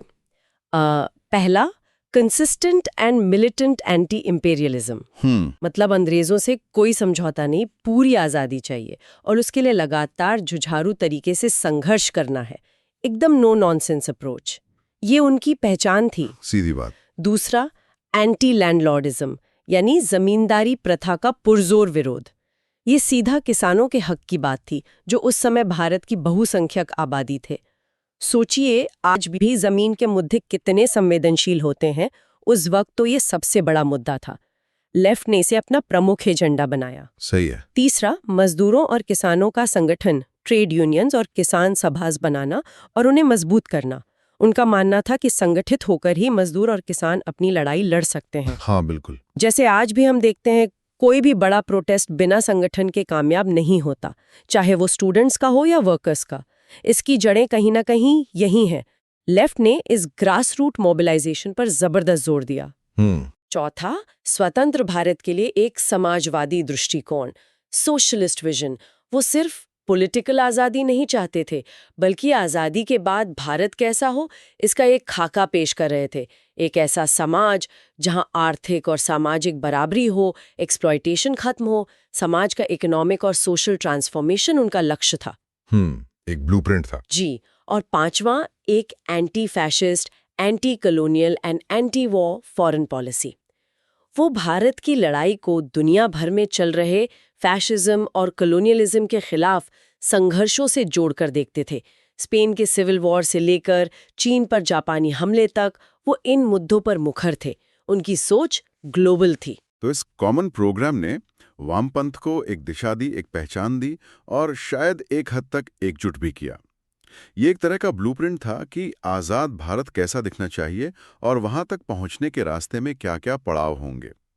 यहाँ एक बड़ा सवाल खड़ा होता है और सोर्स खुद इसे इतिहासकारों के लिए एक मेजर एनिग्मा यानी एक बड़ी पहेली बताता है। देखिए, वामपंथी कार्यकर्ता उस दौर के सबसे बहादुर, सबसे जुझारू, सबसे ज्यादा बलिदान देने वालों में से थे। हाँ, इसमें कोई शक नहीं। उनका कार्यक्रम भी देखो तो कितना रैडिकल और आकर्षक लगता है। साम्राज्यवाद का सीधा विरोध, किसानों मजदूरों की बात, सामाजिक बराबरी का सपना। फिर ऐसा क्यों हुआ कि वे राष्ट्रीय आंदोलन पर समाजवाद, सोशलिज्म और समाजवादी पार्टियों का वर्चस्व, हेजेमोनी स्थापित करने के अपने बुनियादी काम में असफल रहे? मतलब वो आंदोलन के ड्राइवर सीट पर क्यों नहीं आ पाए? कांग्रेस का नेतृत्व क्यों हावी रहा? ये वाकई एक $1 मिलियन सवाल है और सोर्स इसके कई परतें खोलता है। एक बड़ा कारण, जैसा कि बिपिन चंद्र विश्लेषण करते हैं, ये था कि वामपंथ ने कांग्रेस के प्रभावशाली नेतृत्व, जिसे वो अक्सर राइट विंग या दक्षिणपंथी कहते थे, से ज्यादातर गलत मुद्दों पर लड़ाई लड़े। गलत मुद्दों पर? हाँ, मतलब जहां लड़ना चाहिए था शायद वहां नहीं लड़े, और जहां नहीं लड़ना चाहिए था वहां सारी एनर्जी लगा दी। नतीजा ये हुआ कि जब निर्णायक क्षण आए, जब बड़े फैसले लेने थे, तो या तो उन्हें ना चाहते हुए भी उसी कांग्रेस नेतृत्व के पीछे चलना पड़ा, या फिर वो नेशनल मूवमेंट की मेन स्ट्रीम से कट गए, अलग थलग पड़ गए। स्ट्रैटेजी में कहीं भारी चूक हुई। गलत मुद्दे मतलब राइट विंग का विरोध करना तो लेफ्ट के लिए स्वाभाविक लगता है। इसमें गलत क्या था? जैसे आज भी पार्टियां एक दूसरे की नीतियों का विरोध करती हैं। के मुकाबले वामपंथ ने वैचारिक और रणनीतिक लचीलापन, आइडियोलॉजिकल एंड टैक्टिकल फ्लेक्सिबिलिटी कम दिखाया। अच्छा, रिजिड हो गया कुछ हद तक। उन्होंने दक्षिण पंथ का विरोध करने के लिए अक्सर सरल सूत्र, मतलब सिंपलिस्टिक फॉर्मूलाज, और उग्र बयानबाजी, रैडिकल रिटोरिक का सहारा लिया।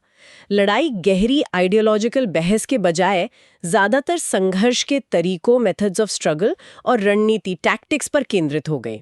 अच्छा, कैसे पे ज्यादा फोकस? हाँ, मतलब कैसे लड़ना है, इस पर इतनी बहस हुई कि क्यों और किस लिए लड़ रहे हैं, इस पर जो थोड़ी बहुत सहमति थी वो भी धुंधली पड़ गई। जैसे क्रिकेट टीम में बैटिंग ऑर्डर पर ही झगड़ा होता रहे तो मैच कैसे जीतेंगे? हाँ, इसका कोई ठोस उदाहरण है सोर्स में? कैसे टैक्टिक्स पे लड़ाई हुई? संघर्ष से डरते हैं कि उन पर बुर्जुआ यानी पूंजीपति वर्ग का प्रभाव है, इसलिए उनका साम्राज्यवाद विरोध आधा अधूरा है, दिखावटी है। और कांग्रेस के नेता जैसे पटेल या राजा जी इन आरोपों को आसानी से खारिज कर देते होंगे, क्योंकि वो भी तो जेल जा रहे थे, लाठियां खा रहे थे, संघर्ष तो वो भी कर रहे थे, जनता ये देख रही थी। एग्जैक्टली। सॉस यही कहता है कि आम लोगों ने और कांग्रेस के कार्यकर्ताओं ने भी ज्यादातर मौकों पर दक्षिणपंथ पर भरोसा किया, वामपंथ के आरोपों पर नहीं, क्योंकि दक्षिणपंथी नेता भी लगातार साम्राज्यवाद का विरोध कर रहे थे, जनता के बीच काम कर रहे थे और गांधी जी के नेतृत्व में चल रहे थे। हाँ, ये बात तो है। बिपिन चंद्र 3 महत्वपूर्ण मौके गिनाते हैं जहां ये टकराव साफ दिखा। पहला, 1936-37 में जब कांग्रेस के भीतर चुनाव लड़ने और प्रांतों में सरकार बनाने, ऑफिस एक्सेप्टेंस के मुद्दे पर जोरदार बहस हुई। हाँ, ऑफिस एक्सेप्टेंस डिबेट। वामपंथ ने इसे साम्राज्यवाद से समझौते के रूप में देखा, सत्ता का लालच कहा।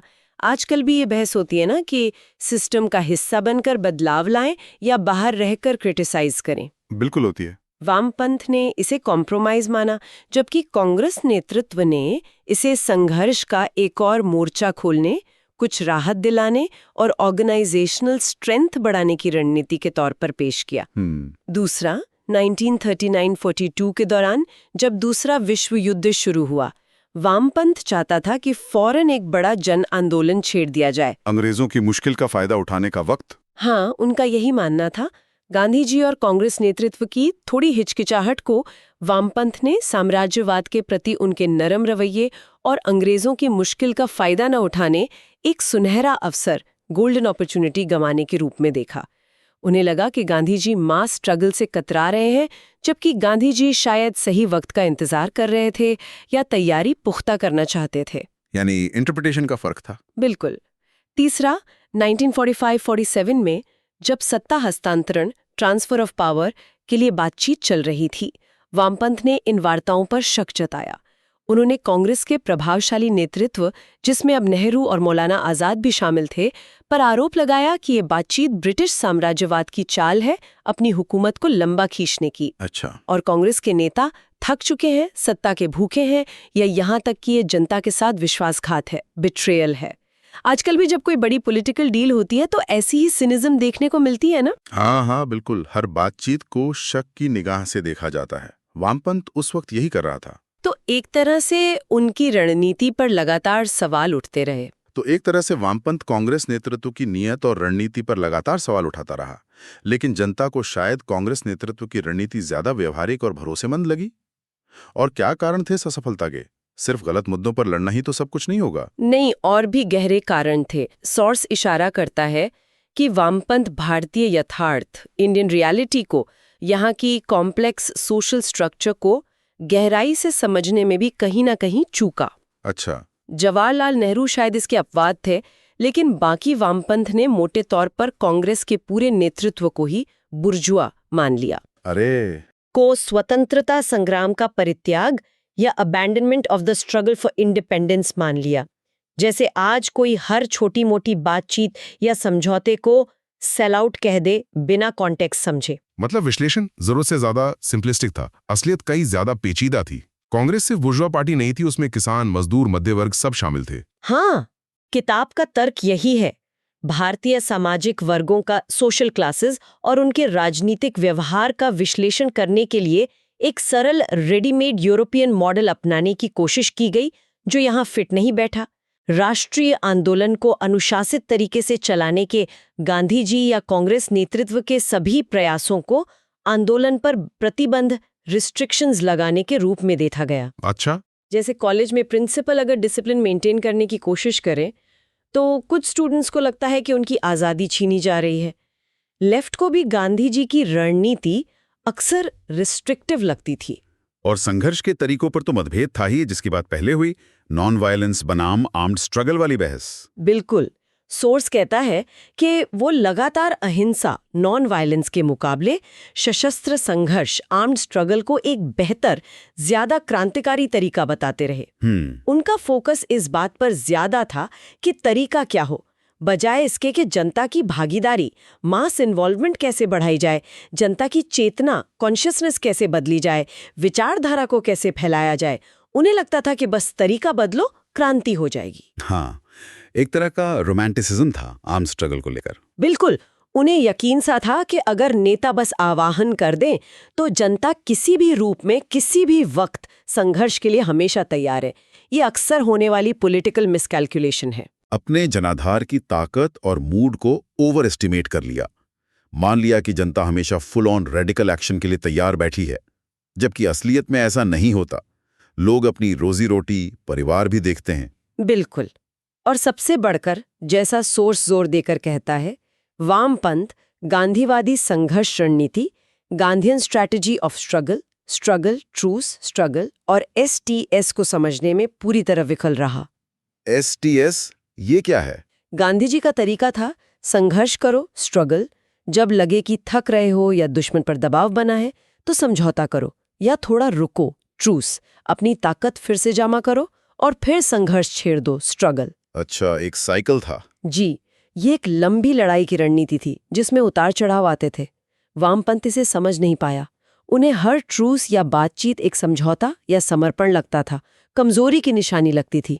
वो लगातार संघर्ष चाहते थे, बिना रुके। और एकता की कमी, ये तो किसी भी आंदोलन के लिए घातक होती है।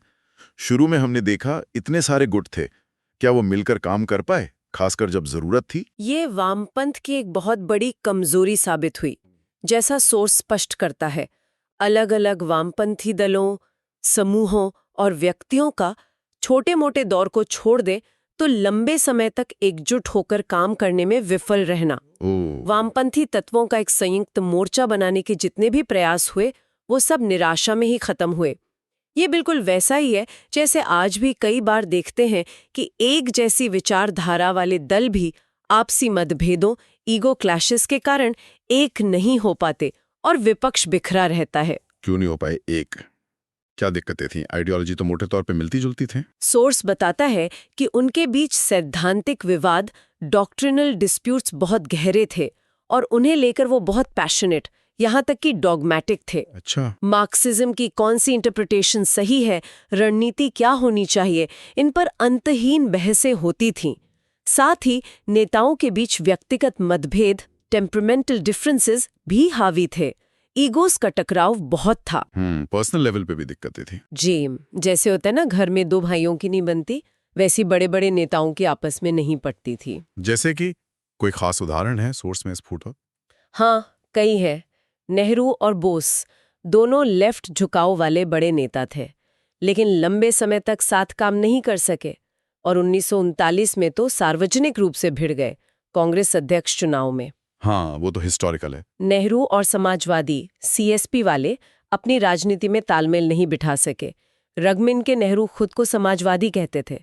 बोस और समाजवादी भी 1939 के बाद अलग हो गए। ये दिखाता है कि बड़े नेताओं के बीच आपसी समझ और तालमेल कितना जरूरी होता है किसी भी मूवमेंट के लिए। पर्सनल केमिस्ट्री भी मैटर करती है। और सीएसपी और कम्युनिस्टों का क्या हुआ? सुना है शुरू में इनके बीच काफी करीबी थी, साथ काम करने की कोशिश हुई थी। ये तो स्वाभाविक सहयोगी लगने चाहिए थे। हाँ, ये कहानी तो और भी दुखद है। सोर्स बताता है कि सीएसपी और कम्युनिस्टों ने 1935 से 1940 तक एक साथ काम करने के जबरदस्त प्रयास किए।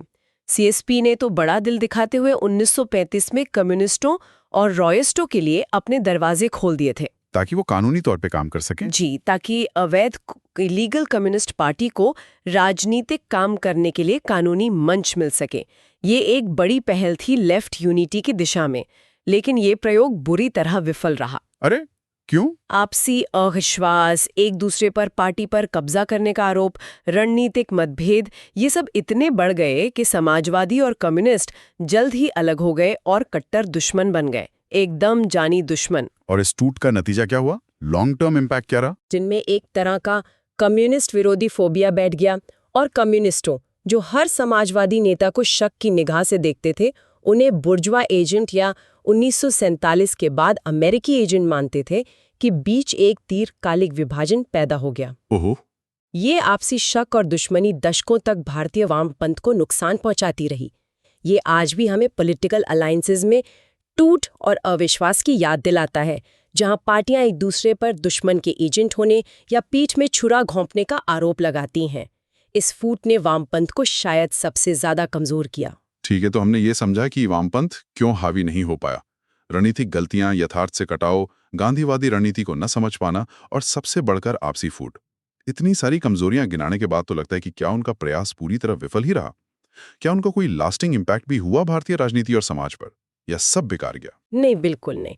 ये कहना गलत होगा कि सब बेकार गया। सोर्स ये स्पष्ट करता है कि इन असफलताओं और कमजोरियों के बावजूद वामपंथ भारतीय समाज और राजनीति पर एक बुनियादी गहरा प्रभाव डालने में सफल रहा। अच्छा।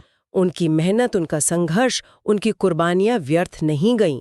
शायद उनकी सबसे बड़ी और स्थायी उपलब्धि थी मजदूरों और किसानों का संगठन, organisation of workers in presence. हाँ, ट्रेड यूनियंस और किसान सभास। जी। ट्रेड यूनियंस और किसान सभास का जो जाल उन्होंने बुना और मजबूत किया, वो आज भी भारतीय लोकतंत्र और सिविल सोसाइटी का एक अहम हिस्सा है। इसकी नींव रखने और इसे सींचने में लेफ्ट का योगदान जबरदस्त था। और कांग्रेस पे क्या असर पड़ा, क्योंकि वही तो उस वक्त मुख्य राष्ट्रीय मंच था, सत्ता की चाबी उसी के पास आनी थी। कांग्रेस पर भी उनका बहुत महत्वपूर्ण प्रभाव पड़ा। संगठनात्मक रूप से देखें तो सोर्स बताता है कि महत्वपूर्ण मुद्दों पर अखिल भारतीय कांग्रेस कमेटी AICC में लगभग 1/3 वोटों पर वामपंथ का प्रभाव था। 1/3? ये तो काफी है। हाँ, ये कोई छोटी बात नहीं थी।